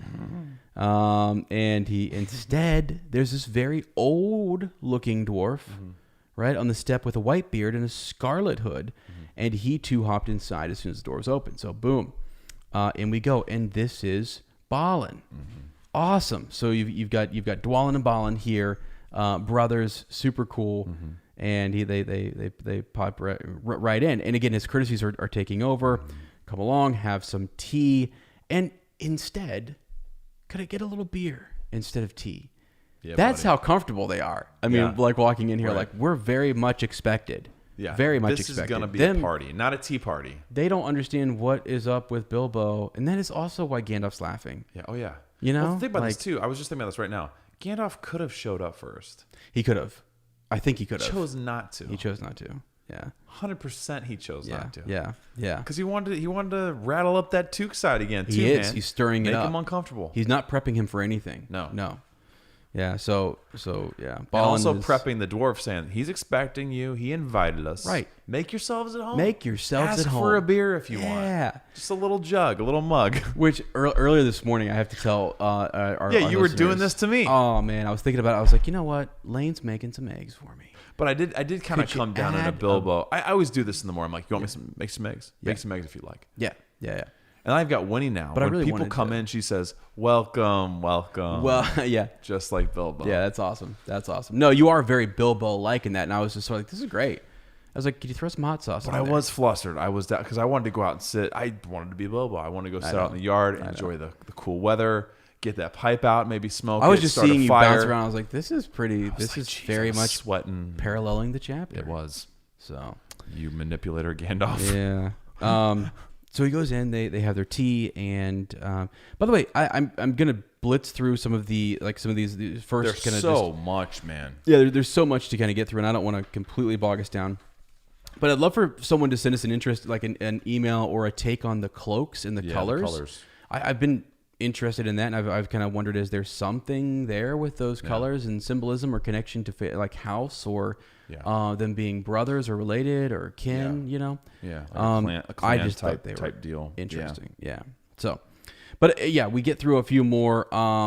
So we have Balin and Dwalin talking. Gandalf is going to show up here in just a bit. But we have two more that show up with blue hoods. So we've got Keely and Feely showing up. They go in, make themselves at home, and they say, "Let us join the throng." And oh my Lord, throng? What? Right? No, God's no. Bilbo's like, are you kidding me? So and then he gets the really long ding dong a ling ding dang or whatever is there going on there. The bell rang, and he's thinking it's some naughty little hobbit who rang it multiple times. No, that's just there's like 4+ people there now. So ready to go. Yeah. And it's almost like he's almost stunned too. They do a great job of this. Yeah. In the film, is perfect. Where they're like, someone says to him, I can't wait to go watch this. Honestly. Yeah, he says that'd be the door. Right. Yeah, and he's like, Dwalin. Right. Yeah. Actually, like before Balin even comes in. Yeah. And they do this differently. It's at night. He's eating his dinner. Yes. Right. That he had made for himself. The fish he went to the market and got. Mm-hmm. And it's like, hey, that sounds like you should answer your door here, bud. Yeah. He's in such shock that it doesn't even occur to him. Right. So now we get these not just 4 but 5 Dori, Nori, Ori, Oin, and Gloin, right? Show up and they give their names. We had 2 purple hoods, a gray hood, a brown hood, and a white hood that were hanging on the pegs. I wonder too if the colors have anything to do with closeness to royalty versus being more regular. I mean, because you got purple, you got brown. Purple is very royal. Brown's very like you would have been a normal, everyday, ordinary dwarf, no royal blood or anything. Yeah. I also love that Tolkien, with his names, as with always, dwarves of relation have similar sounding names. Yes. Dori, Nori, Ori, Oin, Glowing, Feely, Keely. Yes. Balin, Dwalin. Yes. It's just cool how he, again, just like shows off with his capability to name things. Yeah. And the importance of a name. Right. Exactly. Yeah. Oh, so that's something. We've got quite a few here already. I mean, he's all over the place. He's going bounce between alcohol and caffeine. There ale, porter, coffee, more cakes, and he's playing cook. Yes. He's playing cook. Yes. And I can't relate to that because oftentimes I'm making breakfast. Yeah. It's either the girls or I'm helping Sarah get something to eat because she's busy. I'm bothering And you. then Ez is going, hey, you know what? I will have eggs this morning. Yeah. I never have eggs, but or it's like today. You got to clean up the kitchen, you got to sweep the floor, and so yes, the more people. This is why I've stopped having parties. Right. Because it's so exhausting afterwards it's like you guys keep singing. I'm gonna turn in. Yeah. All right. Maybe dreaming of dragons later. I don't know. Because you are a good I need a host. break. I really do think you are Bilbo in that. Like, you are a great host. Well, thank you. I 100%. It's exhausting though. I know it is, and it's fun. It's fun. It's always fun to do. Yes. It's always the best. But and I know, like, I know how all I have to say. I know how Bilbo feels right now. He's like, Yeah. "Jeezy, wow, this is overstimulation." Yeah. I was looking for a quiet tea. Well, and we're close enough that I think like as make your own darn eggs. Like, I mean, I offered. I wanted to. I know. And but I enjoyed the rush this morning. The funny thing is though, it's like from the time I remember when we started like talked about before the podcast, 6 or 8 months or 9 months before. Well, I was having coffee and stuff, and just like Lane has always been, even back in college and high school, hospitality. Super important, you know. Yeah, it is. Yeah. It just that's how we were taught and raised, and it's fantastic. And Bilbo, if you have roadbucks at the Naz that you got for free, my gosh, you treat the entire 586. You literally said, "Everyone in line, it's on me." I was like, "Wow, we're sticking with this guy." I'll hold the door for him. All right. Oh gosh, dude. That's hilarious. Inside joke on the door there. Yeah. All right. So yeah. Now we get now we finally get to Gandalf though, right? Mm-hmm. So he's rushing along. So we don't hear a ring this time, by the way. Not a ring. Yeah, that's right. And I don't mean you think about not a ring. But a hard, rat tat on the Hobbit's beautiful green door. And that is something, right? That does tick Bilbo off, right? There's a door bell. Don't scuff up my door. Brand new freshly paint. Just got a paint job. So that's kind of funny. Gandalf popping in there. So and there behind, Gandalf. So he pulled up the door with a jerk, and they all fell in, one on top of the other. More dwarves, 4 more, and there was Gandalf behind, leaning on his staff and laughing. Right, he had made quite a dent in the beautiful door. Careful, he said.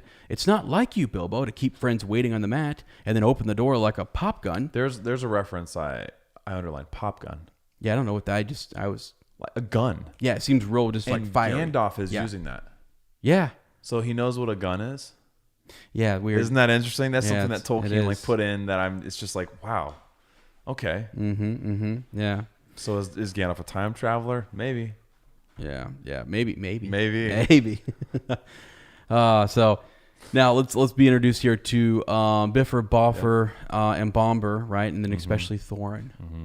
Thorin is here now, right? At your service, they say, standing in a row. He then realizes, though, that the last individual, Thorin, was extremely important. So just to go over the colors again, they hung up 2 yellow hoods and a pale green one, and also a sky blue one with a long silver tassel. Yes, sir. All right, that being Thorin, and them kind of saying, "Wow, he's important," right? Yeah. What's up with him? We get a description on them being a little bit, large around the waist. And then Thorin indeed was very haughty. He said nothing about service, but poor Mr. Baggins said he was sorry so many times that at last he grunted, "Pray, don't mention it," and stopped frowning. So his courtesy won over Thorin there, though, which is, you think about again why Gandalf chose him. Yeah. He's a very humble kind of like, look, I'm trying to, yeah, cool stuff. Yeah, man. So here we go. Gandalf's making his order, right? He'll have a bit of wine, and we're all kind of getting different things. And also, while you're at it, go grab these things, which I know are in your food stores, right?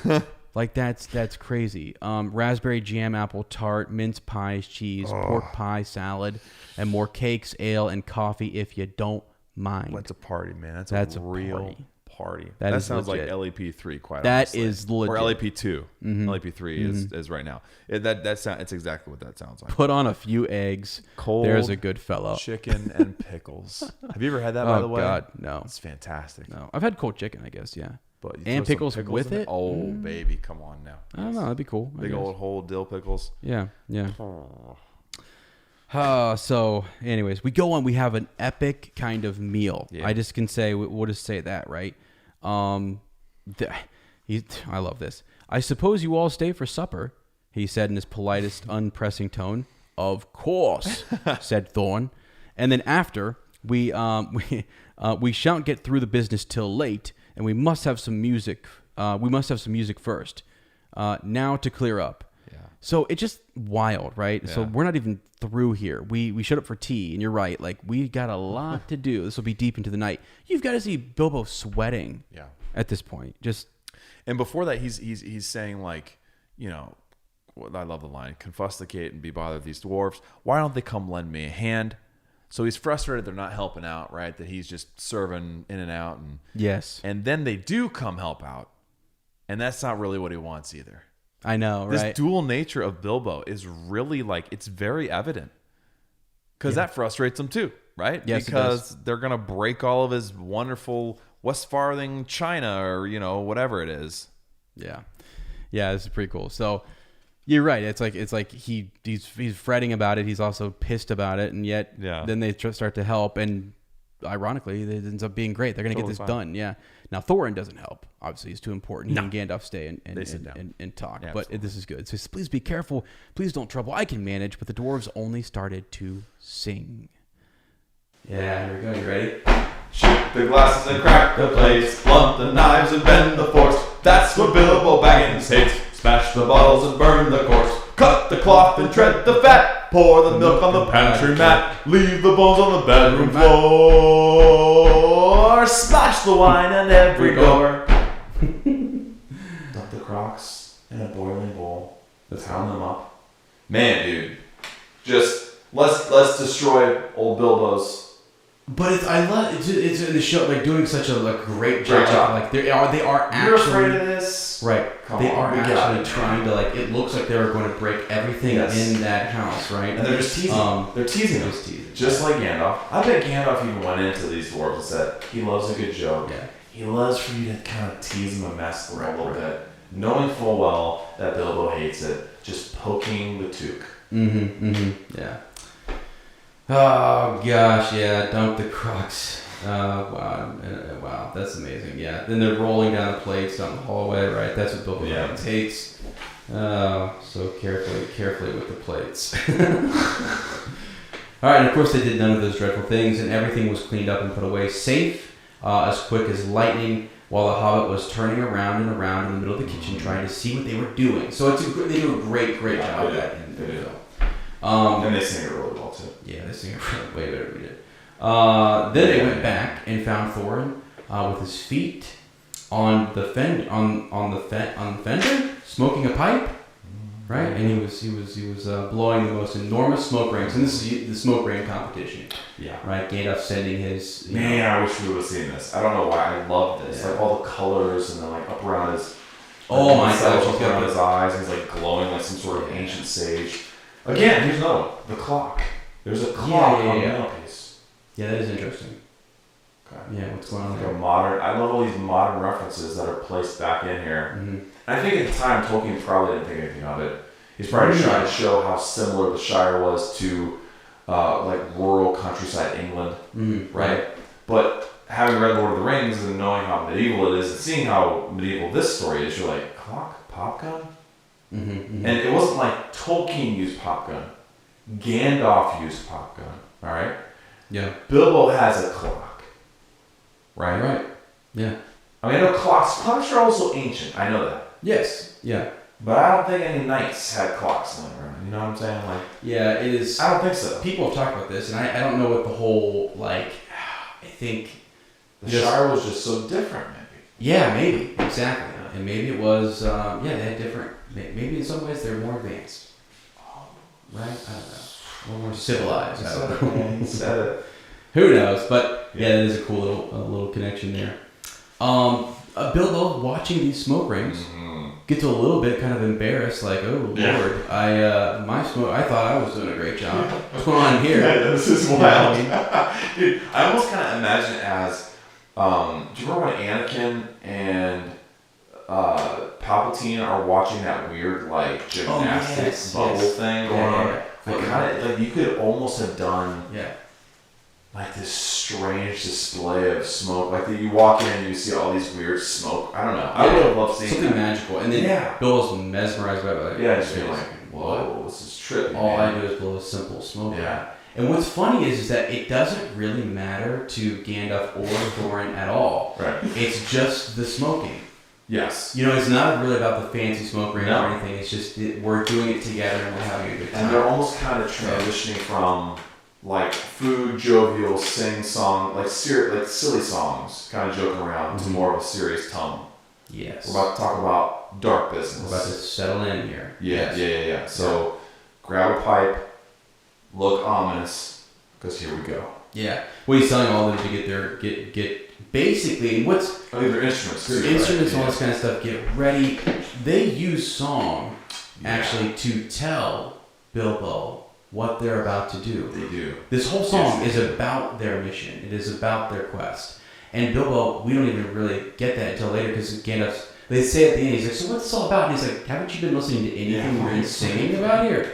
Like we just sung the whole thing to you." Isn't also a commentary? Like, how often do we listen to music and we don't even think about the words that are being said? Yeah. And maybe how there used to be way more of an emphasis on songs are carrying a message. Like we're not just putting random words that sound nice together in there. It's to tell you a story. And ballads, think about ballads. Ballads used to be a huge thing, right? Your whole song was a story. Like Johnny Cash was famous for like keeping the ballad alive. You listen to his song and it's a great song, but you also, it could be in a book. You know what I mean? Yeah. And now songs aren't like that. No, Most songs are not a story. It's not a, starting and ending point and events in between. It's a lot of repetition and just random thoughts and expressions and, Those bands that actually do have kind of like a storytelling element in their albums and it's from one song, the way they kind of set it up. Yes. They are fascinating because not a lot of bands do that anymore where they're But it feels old, doesn't it? Yeah, it does feel like from a time beyond where you... Because you're like, oh, I started to make it catchy, I started to do whatever, I started to make it what, Yeah. But if there's a great story and there's good, it has to be well written. So, anyways, this is where we get into one of the best songs. So how are we gonna sing this? We're gonna do a competition here. Is that what we're doing, like a sample A, sample I think B? we'll just do the first 4 lines here. I don't know. Okay, all right, because there is a lot. I'm not gonna sing the whole thing. This literally there are like honestly, 1, 2, okay, here's the 3, thing. 4, I 5, know 6, everyone 7, wants to 8, sing. 9 stanzas. Everyone wants 10. to sing.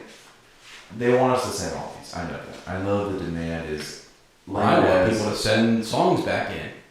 Oh, I actually. You guys really could have saved us there. I will even play if someone sends in. I know people love this song, so if people send this in, we will find a way to feature it, my friends. We used to do it all the time. We had an info song, but I know that I know they want Brodos Wagons and notorious Gray Gandalf the Grey to sing, and I get that. All right. I get it too. But it's been a while. Okay, we gotta warm back up.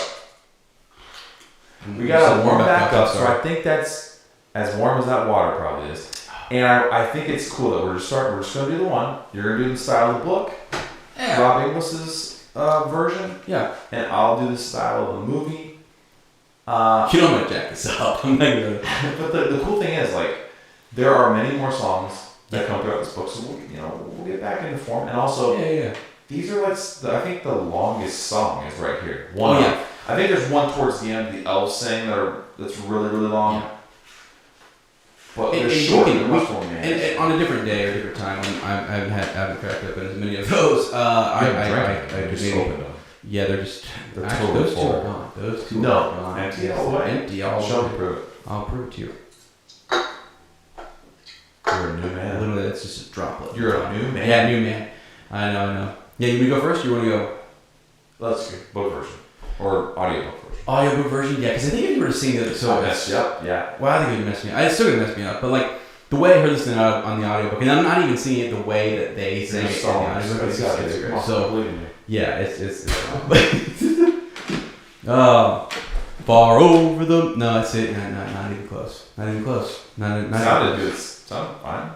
So the far over the Misty Mountains, yeah. Look at me just stalling for more time here. So far over the no, it's not even close. That's not even close. Well, I was doing it in the Discord thing right before. Oh, then I turned it into Good King Wenceslas, and I think it's messing you up. Yeah, for sure. I can't remember how you did it either. I'm blanking. I've totally blanked on it. It's much more upbeat. Yeah, it's like okay. But did you have like a sharp note in there or something that made it kind of flat note? Flat remember? note. Yeah.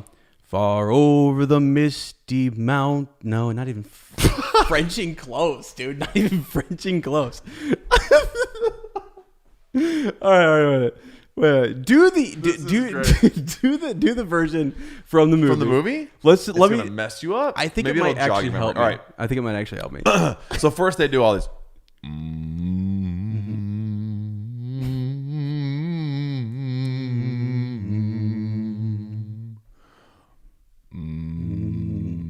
Far over the misty mountains cold, to dungeons deep and caverns old, we must away at break of day to find our law. Oh, whoa! I mean, it's pretty much this. That is what they say. Long forgotten gold. Oh gosh. Yeah. Sorry. To seek the pay. Oh, I'm out of kid. No, it's tough, dude. I went to look at. It's tough, dude. I actually thought it was different. Like when you read it in the book. It's to find our long forgotten gold. Yeah, but dude, that takes me back. Okay, I got a couple memories while I'm giving you more time to remember the book version. Jesus. Do you remember the first trailer for The Hobbit? Oh my god! And it's that song. Yeah.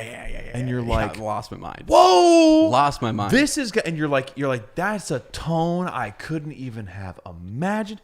But another funny thing, a Jim Nichols story. All right.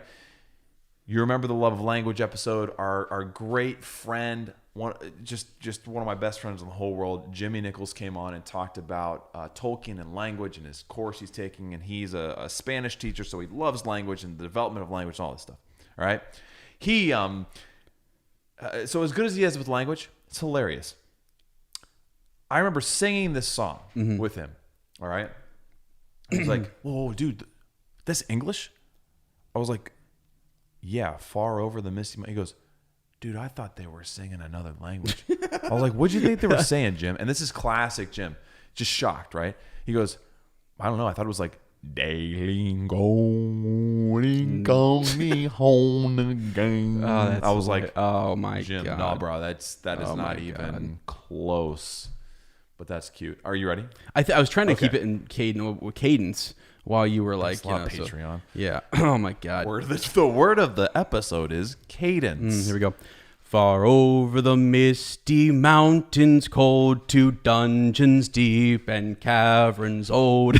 Yes! We must away ere break of day to seek the pale enchanted gold. Yes, son. Right? It was something like that. It was just something like that. And I remember when you first start singing it that way, I'm like, it's so hard to way too jolly. But then you hit that sharp note, and I'm like, tinge of sadness. Dwarves of yore made mighty spells, while hammers fell like ringing bells. Something like that, yeah. In places deep where dark things sleep, in hollow halls beneath the fells. That is English. He does that. Right? It just took forever because I'm sitting here going, I rehearsed it 3 times before we started in like Patreon. It's so different. So different. Yeah. It's so different. For ancient kings and elvish lords. Sorry. Yeah, baby. It's good. Once you get it, you can stay in it yes. there. Yeah. So Do you want to sing it or read it? No, I think we'll just kind of read it. Yeah, so go for it if you want to. Just for ancient kings and elvish lords. Yes, there many a gleaming golden hoard. They shaped and wrought, and light they caught to hide in gems on hilt of sword. So you're right. This is telling a story. It's these incredible things they were able to create, and we're learning something about dwarves as well, right? Hi ho, it's off to work we go. On silver necklaces they strung, the flowering stars on crowns they hung. The dragon fire in twisted wire they meshed the light of moon and sun. So almost like this ethereal power to capture the essence of these mighty lights. Far over the misty mountains cold, to dungeons deep and caverns old, we must away ere break of day to claim our long forgotten gold.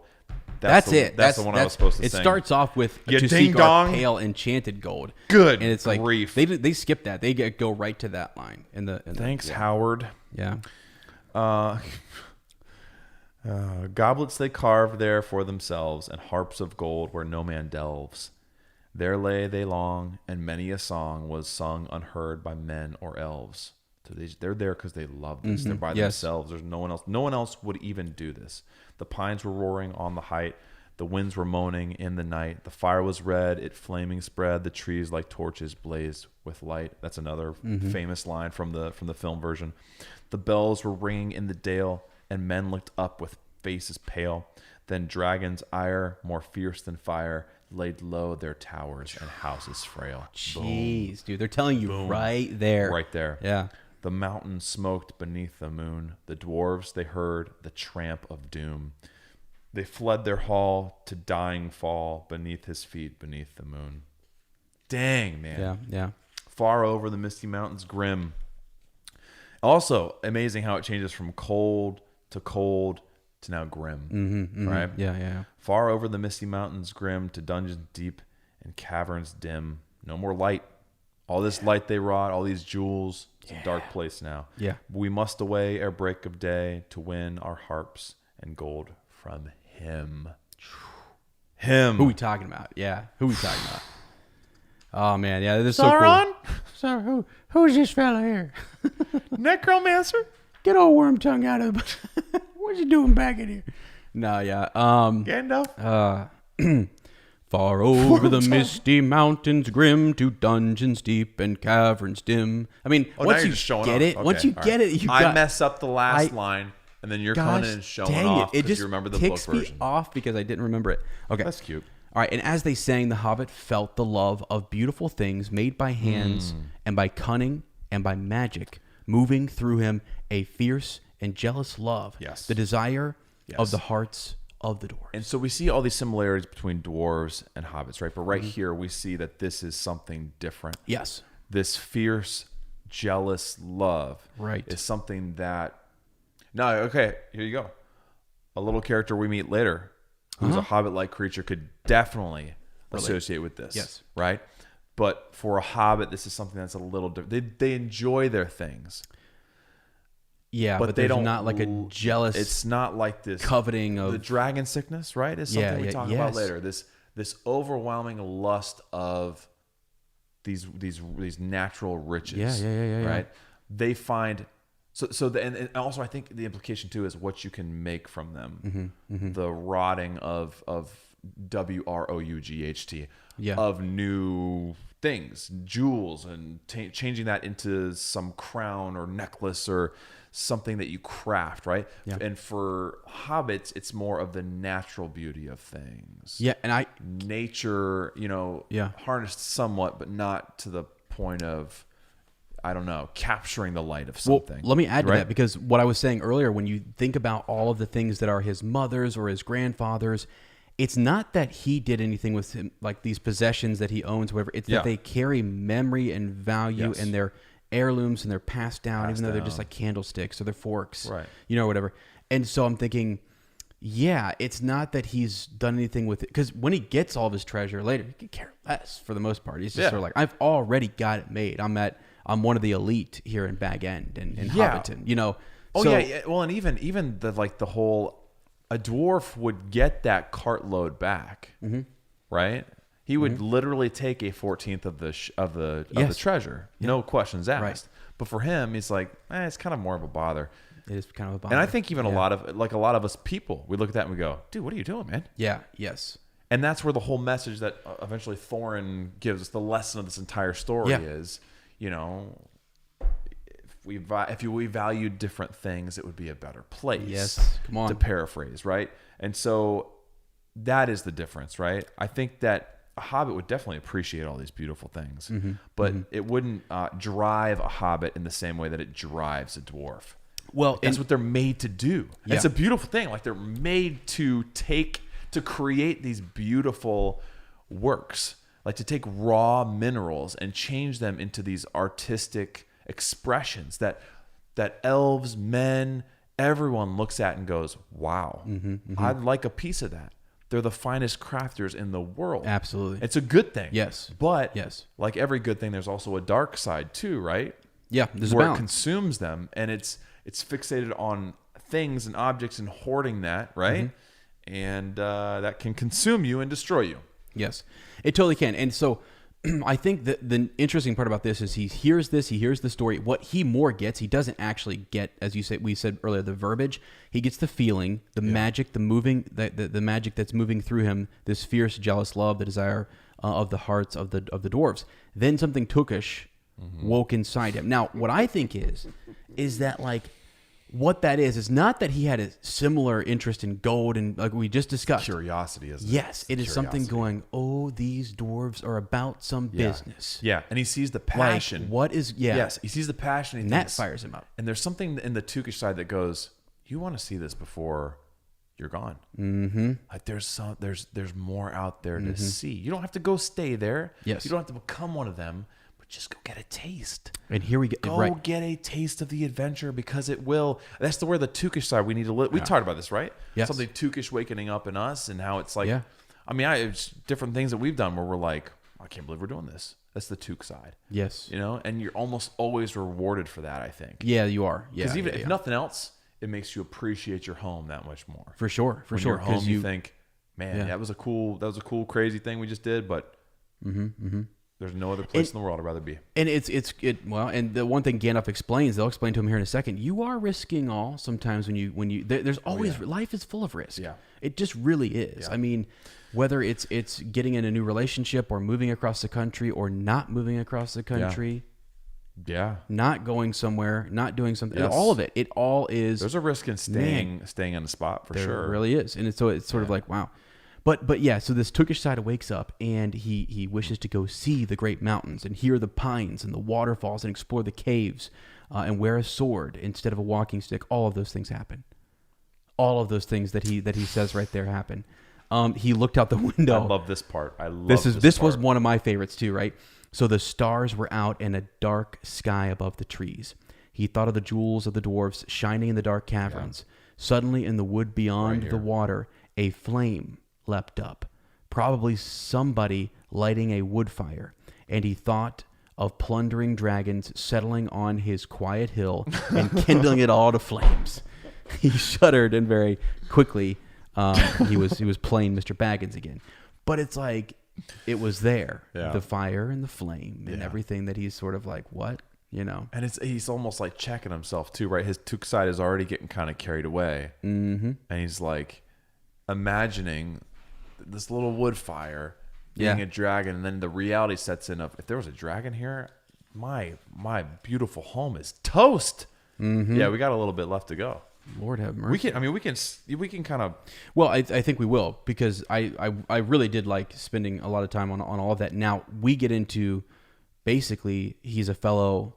The conspiracy's back. Yes. Which, by the way, such a cool little connection into our conspirators. This that's true. That's very. That's true. Pretty cool. That's pretty cool.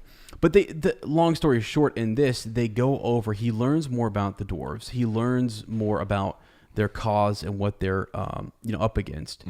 And they go over that he may not return. And then he poor Bilbo. Dangerous adventure. Yeah. Poor Bilbo couldn't bear it any longer. At may never return, he began to feel a shriek come up inside of him, right? And he burst out, right? He almost kind of embarrasses Gandalf a little bit. But that's okay. That's okay. Gandalf stares him down. There's a lot of... dude. All right, the example he uses, an engine coming out of a tunnel. Mm-hmm. Yeah. Just these modern like references and comparisons are just crazy. Yeah. Because we don't see that in Lord of the Rings. It's just so different. But yeah. Excitable little fellow, said Gandalf as he sat down. Can't you see him just smiling too? Like he's got some energy, doesn't he? Got some energy, yeah. Don't worry about him. Yeah, he's keeping the grin on. It's part like, of the energy he brings, right? You almost see Gandalf like look to the side, like where no one's looking, going, "Oh my God, what is he doing? Keep it together, Baggins. You're making me look like a fool." No, he's fine. He's fine. He's fine. Yeah. It's the passion he's got. Yeah, this is where they go into oh my gosh, they talk about the game of golf being invented. They talk about Old Took a little bit, just a quick throwback to his fight against the goblins and so on, and that's kind of cool. Mm-hmm. And so then Mr. Baggins turned the handle, and he does kind of they start to have their doubts after the street. Yeah, his reaction. Yeah. They're like, "Are you serious?" He's more like a grocer. Yes, right. I love that line. So and you can't be shrieking around dragons. No, that would raise. Yeah, it's kind of key. Yeah, we're dead. Low profile at that point. Right. If that right. you got to keep this cool. little guy's going to be a problem. Yeah. Little guy. They're all little guys, right? I mean, yeah. But so that is something that he hears about. Yeah. He hears them questioning, right? And as for little fellow, bopping on the mat, it almost made him really fierce. Yeah. Many a time afterwards, the Baggins part regretted what he did now, and he said to himself, "Bilbo, you were a fool. You walked right in there and put your foot in it." And he does. "Pardon me if I have overheard words that you were saying. I don't pretend to understand what you're talking about or your references to burglars, but I think that I am right in believing that you think I'm no good. I will show you. I have no signs on my door. It was painted a week ago," right? I mean, now he's coming in fired up a little bit. Like, "I'll show you. I'll tell you what's up." So we go on that. You must have the wrong house. Yes, but let me hear more. What do you guys need? Because I can maybe do some of this too. So, and they go over. They talk more about the contract. They talk about him being an expert. Is he? I think they're all kind of still maybe have their doubts, right? Is he an expert treasure hunter instead of burglar? Like, let's use that term versus being a burglar. Gandalf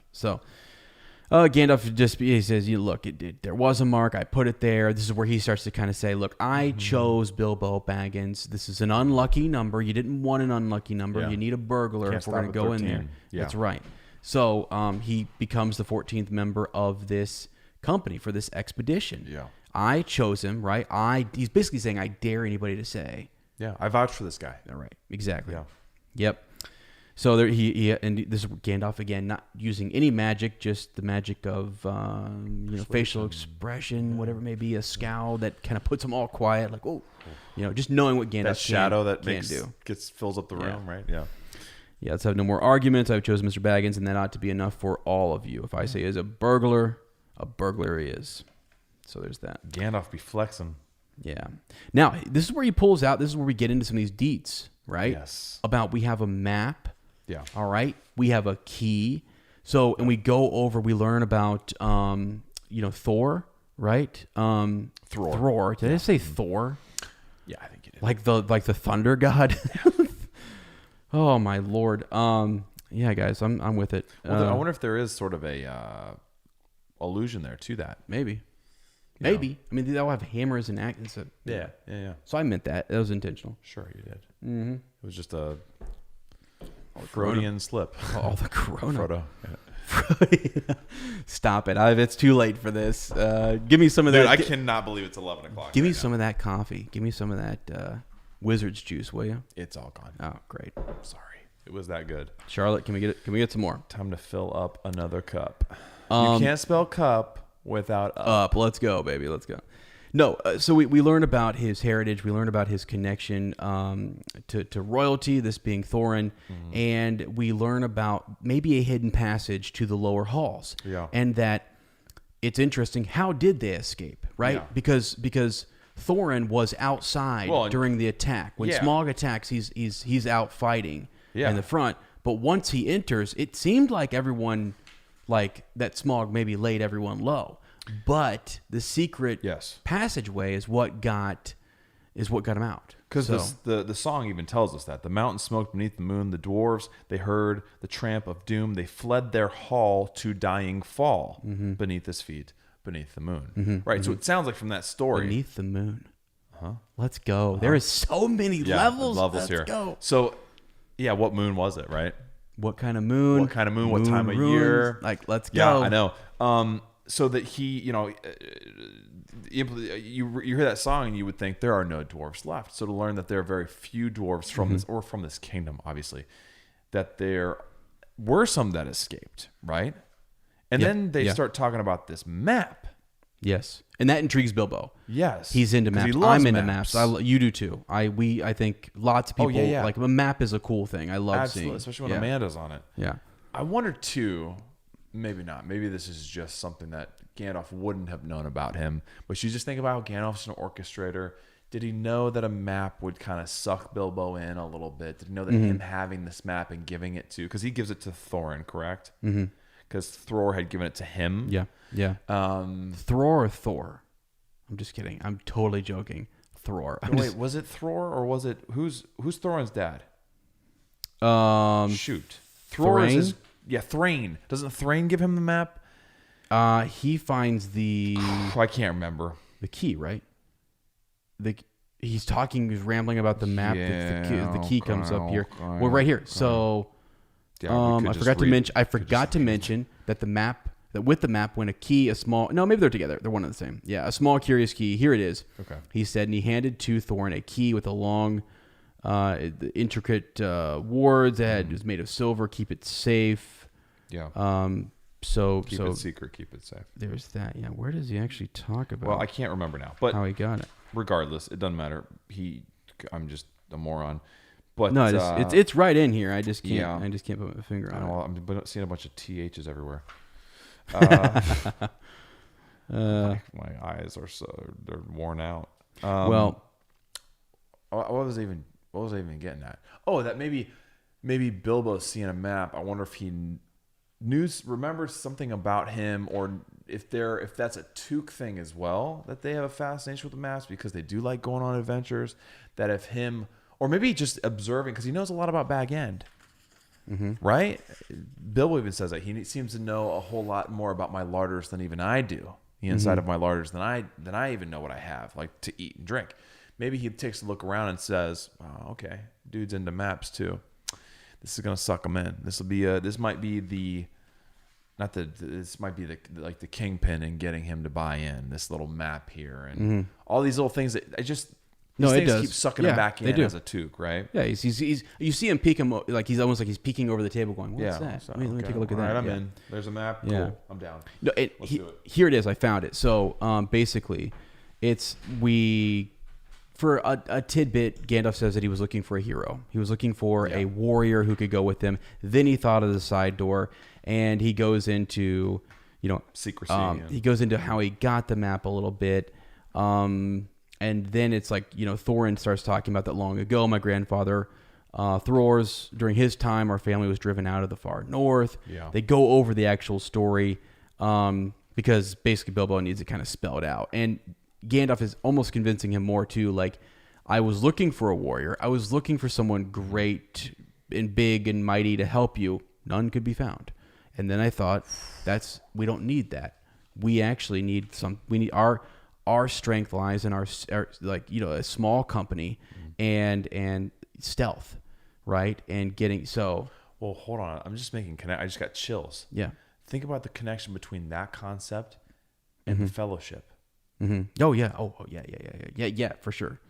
But I mean, like, this was Gandalf figuring, like, refining that idea. Yeah, this is his go-to. It was him going.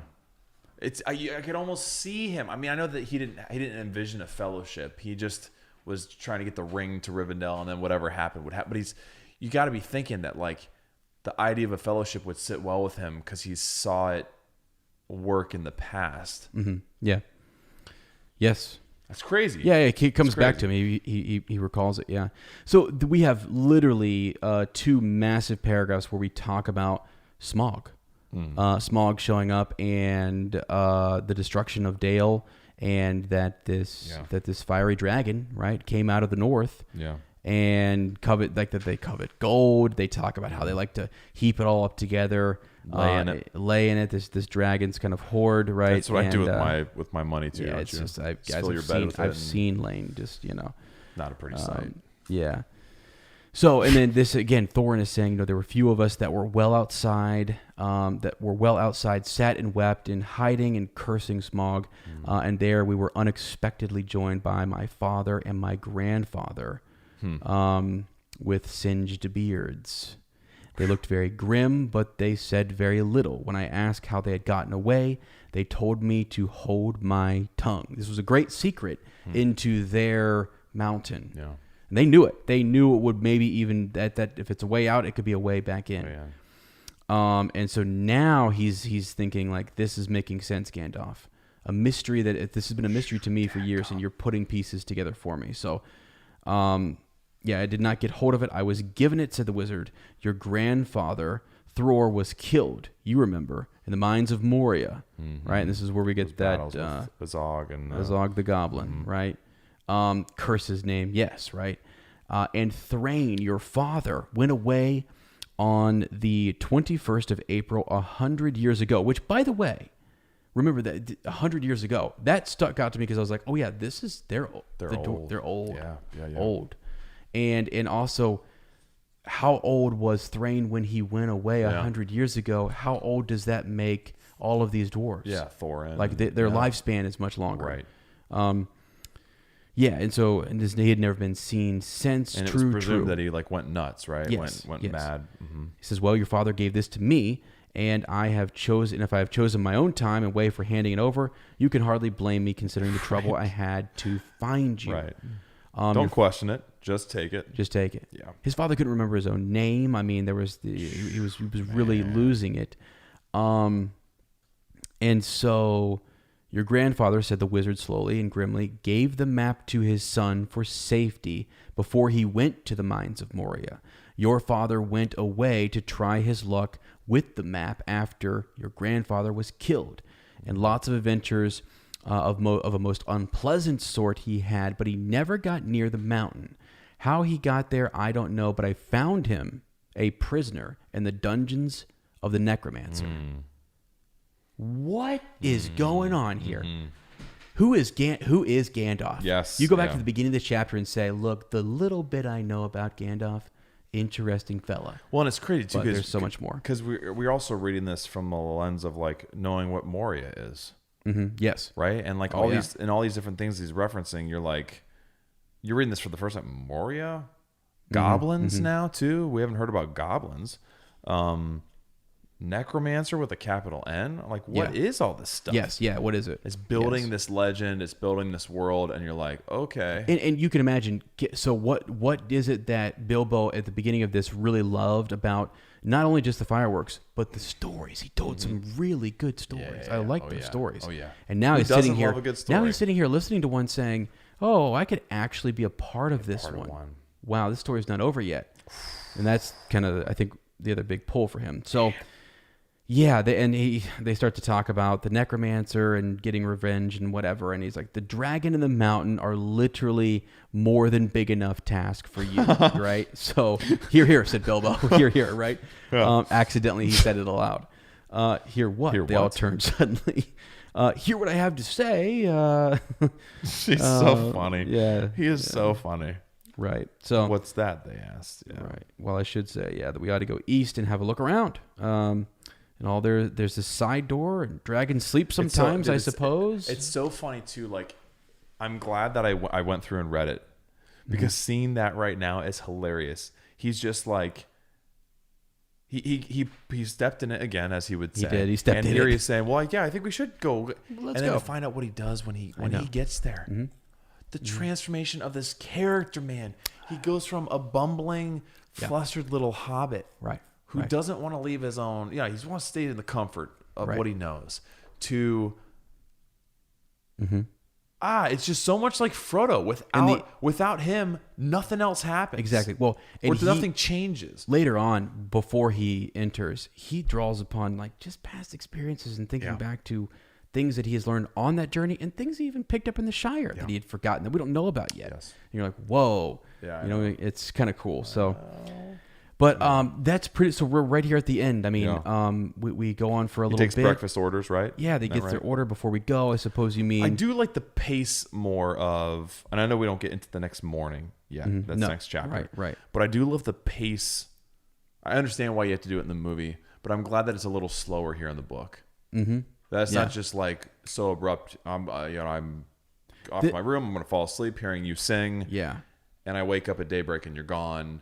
It's not, and I got to rush off. It's not the same at all. No. It's a much more realistic pace, I feel like. Yeah, very much so. Yeah. I actually, it's quite different from the film, and I think it's better, and it's good. And you can do that in a book, and it makes sense why they did it in the film, also why we have it here. But yeah, so the breakfast orders are taken, and he lay in his bed. He could hear Thorne still humming to himself in the best bedroom next to him, right?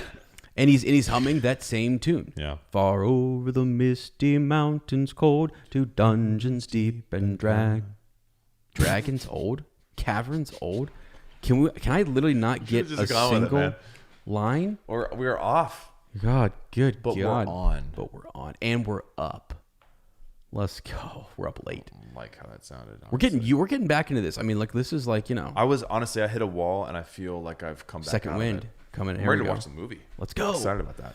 We must Will I away regret a it break of in day a to few find hours? our long forgotten gold. All right.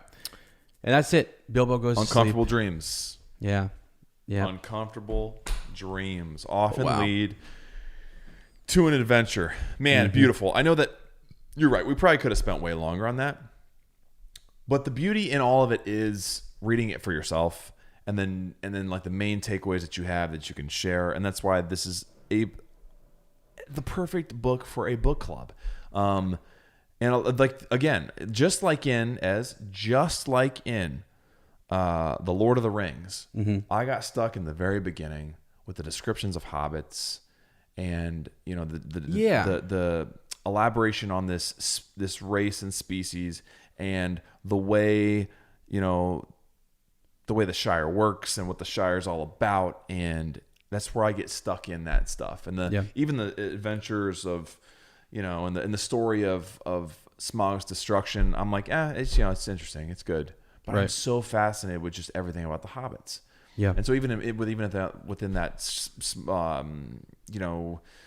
chapter with different elements in it, I get stuck into the stuff that has to do with the hobbits, and then I think that, like, you came alive during all that history of the dwarves. Yeah, it's funny how we balance each other out. Yeah, that it way. is. Yeah. All right, we have instead of strawberries with cream. No, we're doing. Wow. Which one? What's up? Fire me. I'm going to flame. Yeah. What?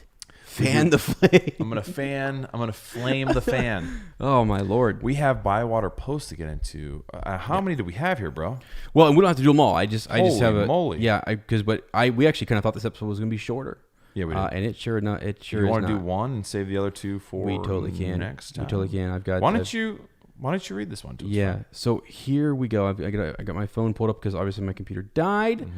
But I have one that I kind of thought this would be just a kind of an unexpected surprise here. Yes. Hannah Keaton, who was just in our Discord server, who was just listening to the episode, is not on any longer, and I think this will still be a surprise. There you go. So that's kind of fun. Because remember earlier I was like, ooh, we're going to pull somebody recent. Now we have two other folks. The other two are going back to picking up right where we left off at the end of the last book and working through them. But this is unexpected. Yeah. And Hannah, who just sent hers in like literally the other day. So it's kind of the theme of this. So she starts off with, hello, everyone. I've been listening to the podcast since May of 2019, and I finally caught up with the current content. I don't know why it has taken me so long to send my Tolkien story, but here we are. I figured it was time to finally tell my story and how I fell in love with Middle-earth. Heads up, I'm a terrible writer, so apologies in advance for the quality. No, you're fine. I'm a terrible reader, so you're going to be fine. I came to find Middle-earth by the movies like many other people have. When I was a kid, my parents didn't take my sister and I to the movies very often, so instead, we had a movie night every Saturday. Cool. I believe it was sometime late summer, early fall of 2002, and it was my turn to pick the movie for movie night. It just so happened that The Fellowship of the Ring had came out on DVD around this time. I walked back to the entertainment section of our local Walmart, and displayed on the very front of the shelves was The Fellowship of the Ring. I had never heard of this movie and knew nothing about it, but there was something about the cover and the title that drew me in. I grabbed the DVD off the shelf and told my mom, "This is it." Wow. Yeah. My mom is not a fantasy, gory, bloody movie type of person, so I could see in her eyes that she did not want to watch this. But it was my night to pick, and she had no choice. There you go. My dad, on the other hand, was super excited when he saw what movie I had chosen. So that night, we watched The Fellowship of the Ring, and my life was forever changed. I remember starting off seated on the couch, and somehow by the end of the movie ended up on the floor directly in front of the TV. I was completely consumed and wanted more. I turned around and asked my dad if there was going to be another movie. He reassured me there would be in the years to come, but I couldn't wait years. I needed to know how the story ended ASAP. Sweet. Yeah. Dad told me to sit tight and he would be right back with something he believed would help. When he returned, he had this beautiful book in his hand called The Hobbit. Here we go. And it had the most beautiful green-blue cover. Perfect, right? Yeah. Dad told me I should start here, and once I finished this book, he would buy me the Lord of the Rings trilogy. Little did he know I would finish that book in 2 days. Oh my gosh. Yeah. Wow. But there was something very special about that book. I guess I was so excited to learn more about Middle-earth that I didn't notice the handwritten letter on the inside of the book. After reading the letter, I began weeping. It was a letter from one of my dad's greatest friends. My dad's friend's name was Roger, and he tragically died in a motorcycle accident. I was young, but I remembered how his passing impacted my father. You could say their friendship resembled that of Bilbo and Frodo. Wow. Yeah. I've attached a picture of what Roger wrote, but I will type it below because it's hard to read. And here it is. Ben, since you were not born a hobbit, you are fortunate to have achieved some of the valued traits of a hobbit. It is these traits that make you an honorable member of the, quote, tribe of men, in which few men in the past or present, for that matter, may rightly lay claim to such traits. We are glad you are our friend and indeed lucky to have your friendship. Merry Christmas. The year was 81. Wow. Roger, Marty, Catherine. That's wow. Yeah, and I did see the image, the handwritten note. It's in our email. Can you read that first part again? The first few sentences. Yeah, Ben. Since you were not born a hobbit, you are fortunate to have achieved some of the valued traits of a hobbit. It is these traits that make you an honorable member of the, quote, tribe of men, in which few men in the past or present, for that matter, may rightfully lay claim to such traits. If that wouldn't, that's something you couldn't look back and read to find strength time and time again. Like we think of little footnotes throughout our lives that people share with us, yes. right? Commentaries on how they view us, you know, and the more important the person to us, the more powerful the words. Wow. Yeah. Wow. Yeah. No, that's powerful. Wow. That is powerful. Thank you. Yeah, and you have to go look later. Well, I couldn't put the image in here, but it's in the email. I remember looking at it. It's solid. Yeah. These words could not be more true of my dad, and I'm so thankful to have a dad who led me into this world Tolkien created and still supports my obsession today. Thank you, Lane and Ez, for the podcast, and keep doing what you're doing. I'm thankful for the fellowship you have created. Remember, quote, all we have to decide is what to do with the time that is given to us. Hannah, there is not a better way to start off our Tolkien letters for the Hobbit. For the Hobbit. I know.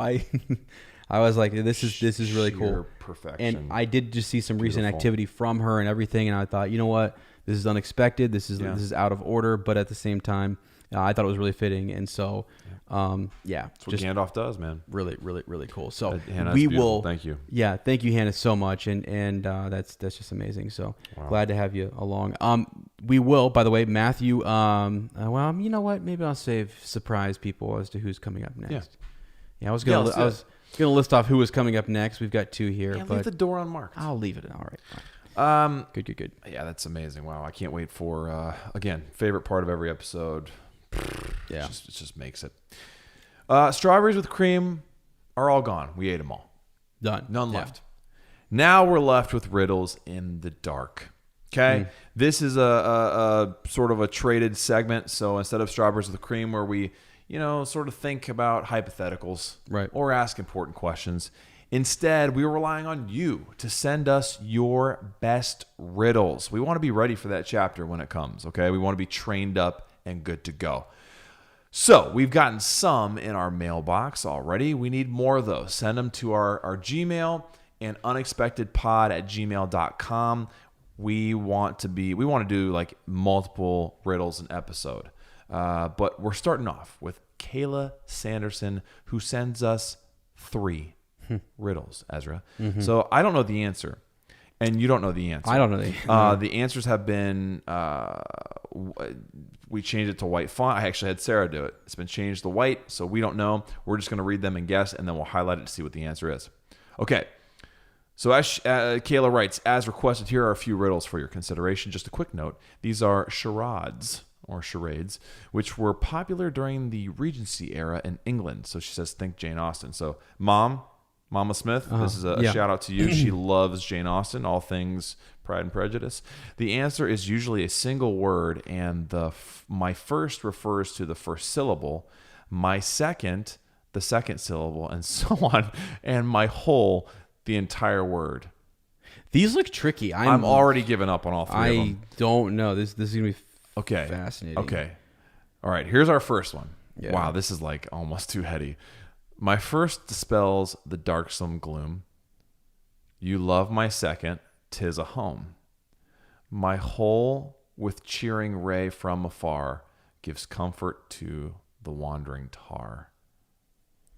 Gives comfort to the wandering tar. My first, I will read it again. Yeah. My first dispels the darksome gloom.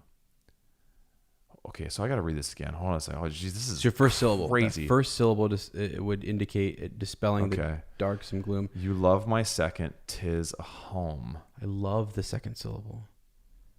And it's like a home to you. My whole with cheering ray from afar gives comfort to the wandering tar. Okay, I think I have kind of an idea. So the whole word, yeah. I literally haven't the first one is what throws me. Like my first dispels the darksome gloom. My second, you love my second. You love my something second. 'Tis a home. Yeah, it is a home, and it's something that on the whole, with cheering rays from afar, gives comfort to the wandering star. Is that what this supposed to be? Thinking like wandering tar. Is this supposed to be star? With an S on the I don't know. Maybe. The wandering. Yeah. Or black, the darkness. I'm thinking like sunlight. Yeah, I was thinking like something like you got the ray from afar. You love this. The first dispels the gloom, the sun. Maybe. Yeah. The second, 'tis a home. Light. Is light a home? Fudge, man. I don't know. Okay, sunlight's my guess. What do you got? You got sun, light. They're syllables, but they're also words. Yeah. It's a compound word. That's the best I can do. I teach second grade. Let's go with that. That's the best I can do. Let's go with that. Well, you can have a different answer. I'm trying. Caleb, these are tough. setting the bar. You want me to reveal it? Yeah, reveal it. Let's see what we got. This gave people time. We're just buying time for our listeners to actually have a. Actually, hold on a second. Have kind of a reaction to it. I think you just highlight it. Oh my! I think it's turned into a color. Yeah. Well, What if we can't find the answer? It's right here. You ready? Revealed. Yeah, I'm ready. Lighthouse. A lighthouse. You're kidding me. That So we just- weren't that far off. Sunlight. Right? We say it's sunlight. We had one of the words, right? So my first spell is so light gets rid of the dark, right? You love my second, 'tis a home. House. Yeah, it totally makes sense. I actually thought house, and I thought, no, there's no way. That's not... Because what I was thinking is like a syllable, and I'm thinking of like almost like morphology. See, I got way too complex with it. I was like, oh, it's got to be like a Latin root that means this, or a prefix that means... No, it's dumb. Okay. My whole... Got it. I got it now. Cheering ray from afar gives I got light. So a tar must be a ship. Yeah. Okay. Number 2, here we go. My gosh, this is crazy. Yeah. I was hoping for something my little brain could comprehend. You decided to humble us, my friend. That's what you decided to do. By my first, you may travel with safety and speed, though many dislike the conveyance indeed. Jeezy. My second, no woman can well be. My whole takes a change several times in a year, hot and cold, wet and dry, benign, severe. What am I, fair lady? Pray tell me. Holy crap. So again, are these 2 syllables? So you get the first syllable. My first, you may travel with safety and speed. Mm-hmm. The second one is man, right? I mean, this is so, though many dislike the conveyance indeed. My second, no woman can well be. Yeah, or something. No, maybe. no woman. I mean, I guess, yeah, literally. Like, Well, I don't know if I can even say that. Huh? yeah, no, no I'm just. woman, no she woman. said, yeah, think back to the Right. time period. I'm just thinking, like, is Yeah. it that, or is it like something that women don't like? Something a woman like stereotypically wouldn't want to be, wouldn't want to act. I'm not even thinking. I don't know, dude. This is crazy. This is crazy. My whole takes Because I think a woman can be anything. My whole takes a change several times in a year. Is this weather or a moon or something? Like what changes several times in a year? Yeah, a moon does, right? Right. It changes several times a month. Season. Oh my gosh. Something that Travel with changed. safety and speed. My first Leaves. car. No. Trees. This is crazy. Hot, cold, wet, dry.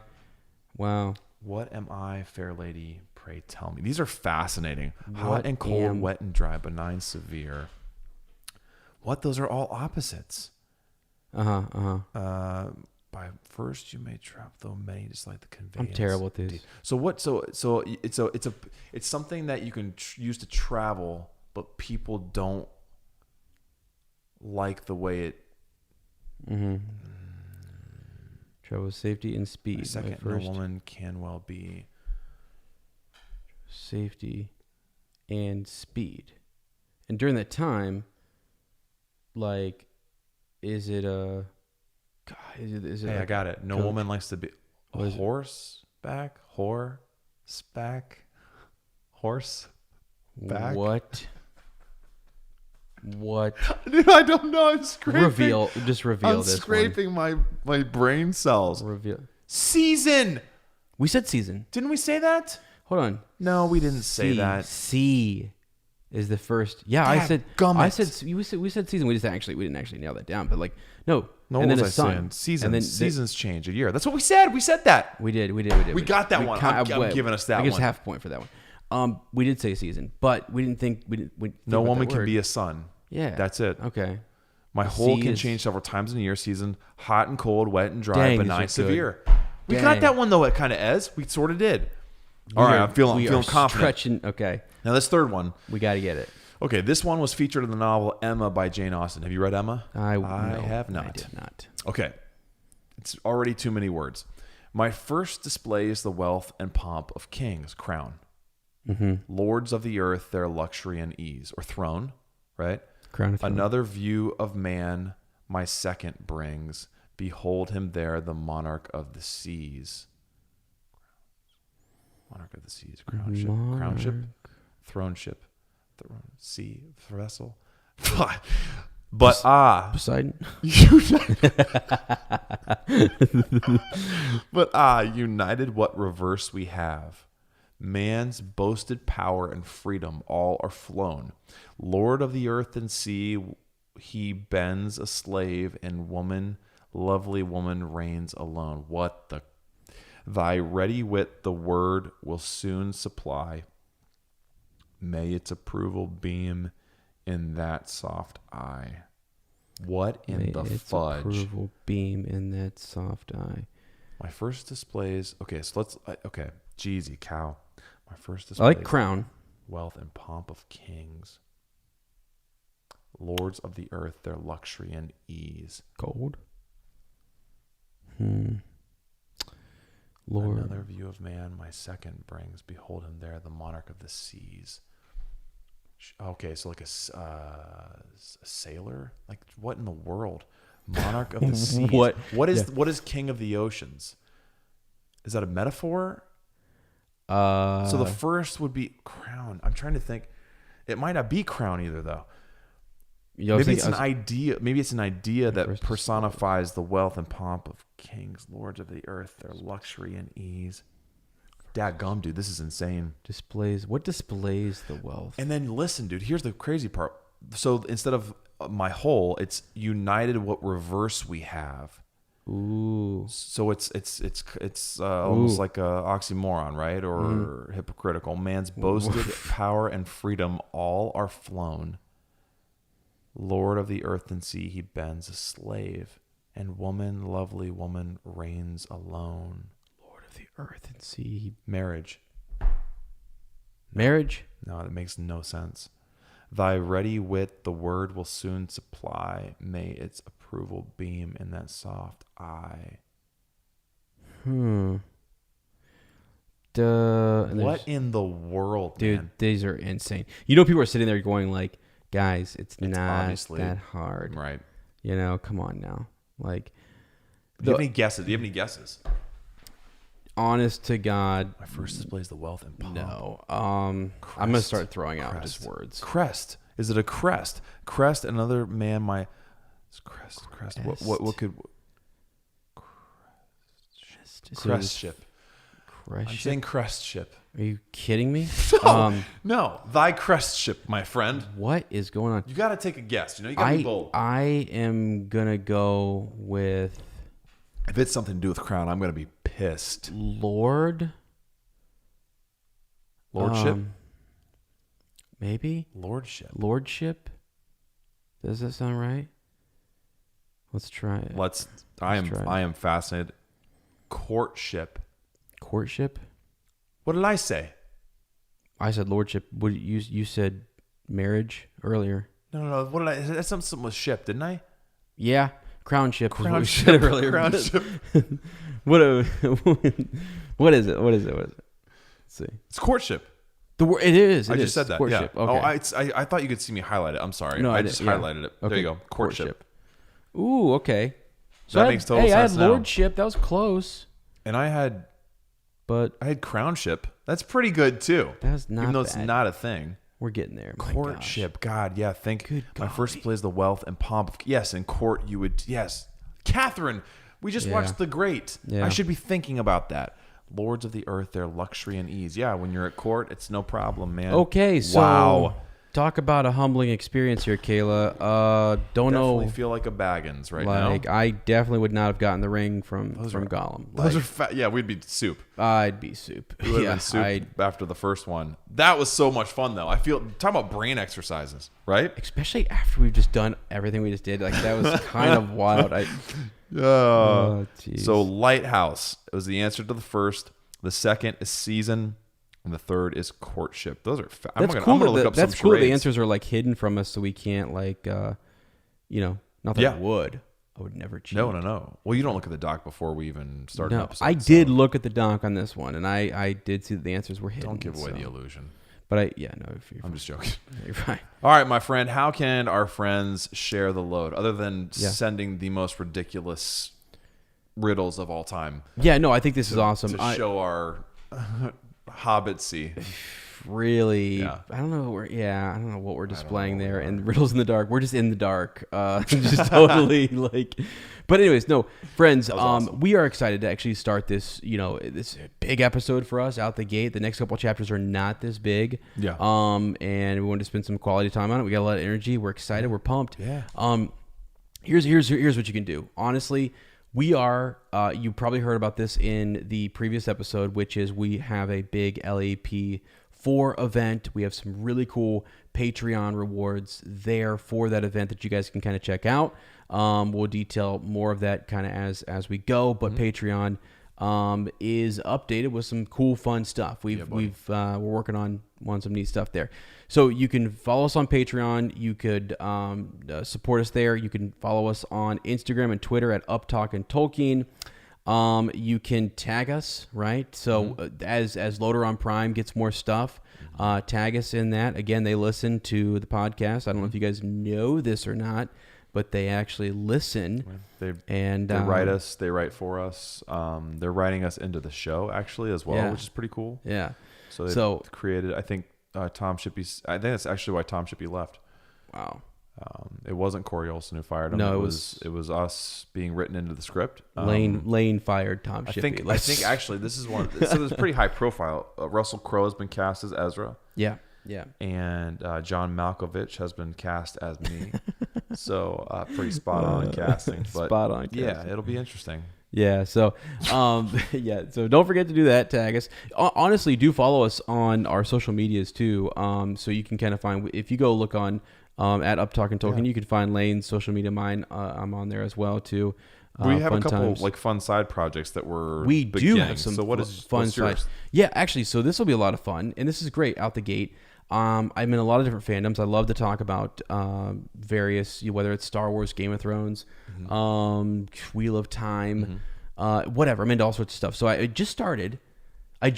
So for a little confidence boost, if you wouldn't mind going and subscribing to my YouTube channel, that would be fantastic. If you just type in Sir Ezra the Watchful, and Sir, by the way, is spelled S-E-R, right? Old-fashioned. I'm an old-fashioned guy. Goat. Yeah. But yeah, it's Sir Ezra the Watchful. It's just right now reactions. I'm going to do some fun theories and speculation. It's really just me. Yeah. Just doing my thing. I have some time. I have all the equipment. People love your opinions. They love your reactions, your takes. So it's like... I just like doing it. And I love interacting with people. That's my thing. I love, and I appreciate that. I really do, because I enjoy the commentary and everything. It's just, the fellowship. So Sir Ezra the Watchful, you can check that out. And then Lane has... I'm starting a, it's called Item Description with Lane Smith.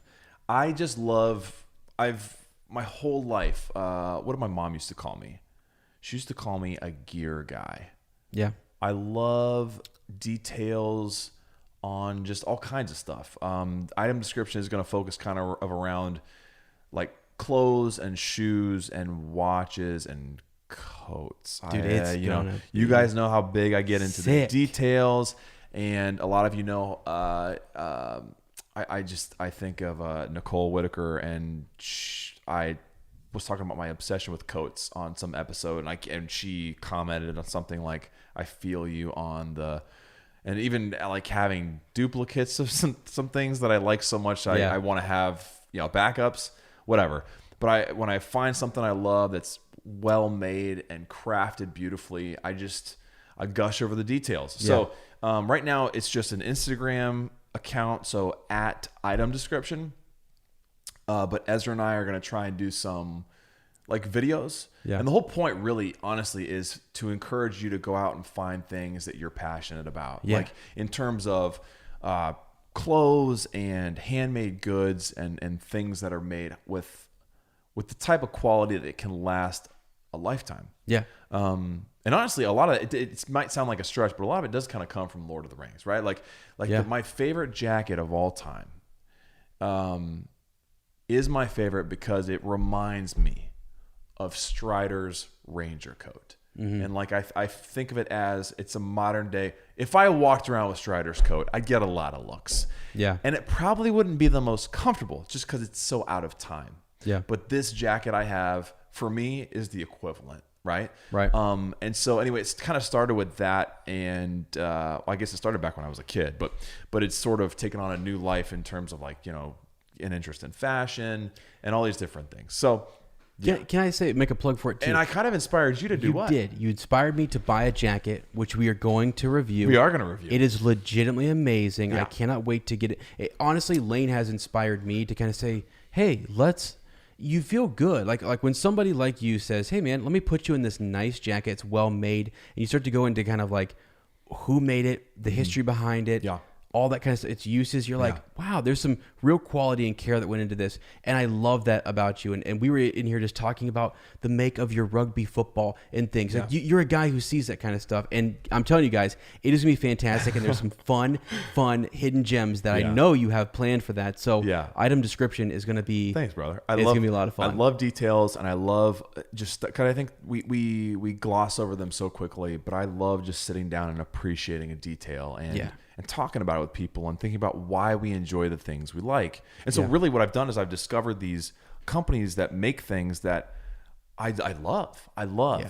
And one of the points is for you to find companies that make really good, high quality things that you can appreciate, that you might, invest instead of buying, a winter jacket every year that falls apart. And you're buying new jackets all the time because they're poorly made, they're mass produced. Finding a company who does it right and that you get something that lasts a lifetime. And then I'm also doing interesting things like this year. I wanted to do kind of like I wanted to experiment with a uniform.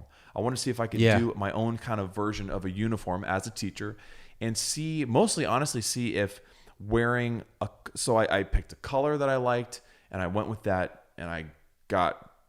Well, I'm not going to say it all. But I wanted to see if it would affect my mood. Yep. I wanted to see if it would affect my stress levels, and to a certain extent, it sounds ridiculous, but my mental health, right? Yeah. And so far, I found it absolutely does. I'm not thinking about what I'm wearing every day. Yep. I'm not, because I think people are going to think this nuts, but when you wear different colors, it affects you in different ways. Like colors incite reactions. Sure. So I found that when I was wearing like reds and oranges and stuff. Yeah. It made me feel kind of more stressed out, a little more agitated. Sure. Just seeing that color on myself and also in the mirror. Students like seeing that too. Like if you see a calm blue and that kind of stuff, it can affect everything. So I thought I'm going to find a color that I think looks good on me and that I enjoy, and I'm going to just go with that. And then I love it. Wear the same thing every day. Essentially, and see if you're going to talk more about this, aren't you? This is going to be a so part it's of really cool. So just stuff like that too, and then But anyway, so we'll put. I'm going to put links to all that in the description of this because I'm super excited, and we've got like almost 2-3 months planned. You've got I got a couple seasons mapped out that we can film.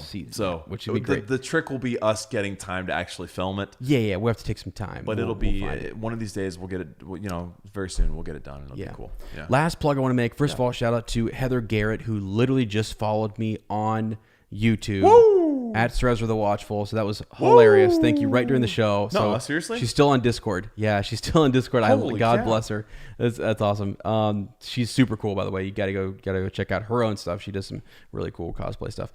But yeah, we're gonna be doing Zoom stuff. We're gonna be doing some Zoom, Discord, chat stuff on Patreon. That is going through the roof, next level. So if you guys want to get in on that and you want to spend some quality time, hang out, have some fun, Drinks of the Dragon with Lane and I think it'd be great. We're looking to make this a really awesome year, and like just getting ready for the show, getting through the Hobbit, then getting to the Silmarillion, getting to LAP4. Yes. It's going to be a fun year, and so we want you guys to be on board. Check out some of those annual kind of sign-up reward perks over on Patreon. I think you guys will really like it. Absolutely, man. So yeah. Absolutely. As this has been a blast. I don't even know what to say, so I'm just going to read my script. Go ahead and read it. Okay. Read us out. Time for Fortnite farewells. We want to thank you for barging into our Hobbit hole and getting us out of our comfort zone. You're waiting for me to actually... I'm going to knock this out of the park. Next time, we'll be roasting some mutton in Chapter 2. Absolutely. If you like our podcast, don't forget to subscribe, like us, write a review, leave a comment, or send us a Shadowfax. We'll see you in a fortnight, and remember, Bilbo knows.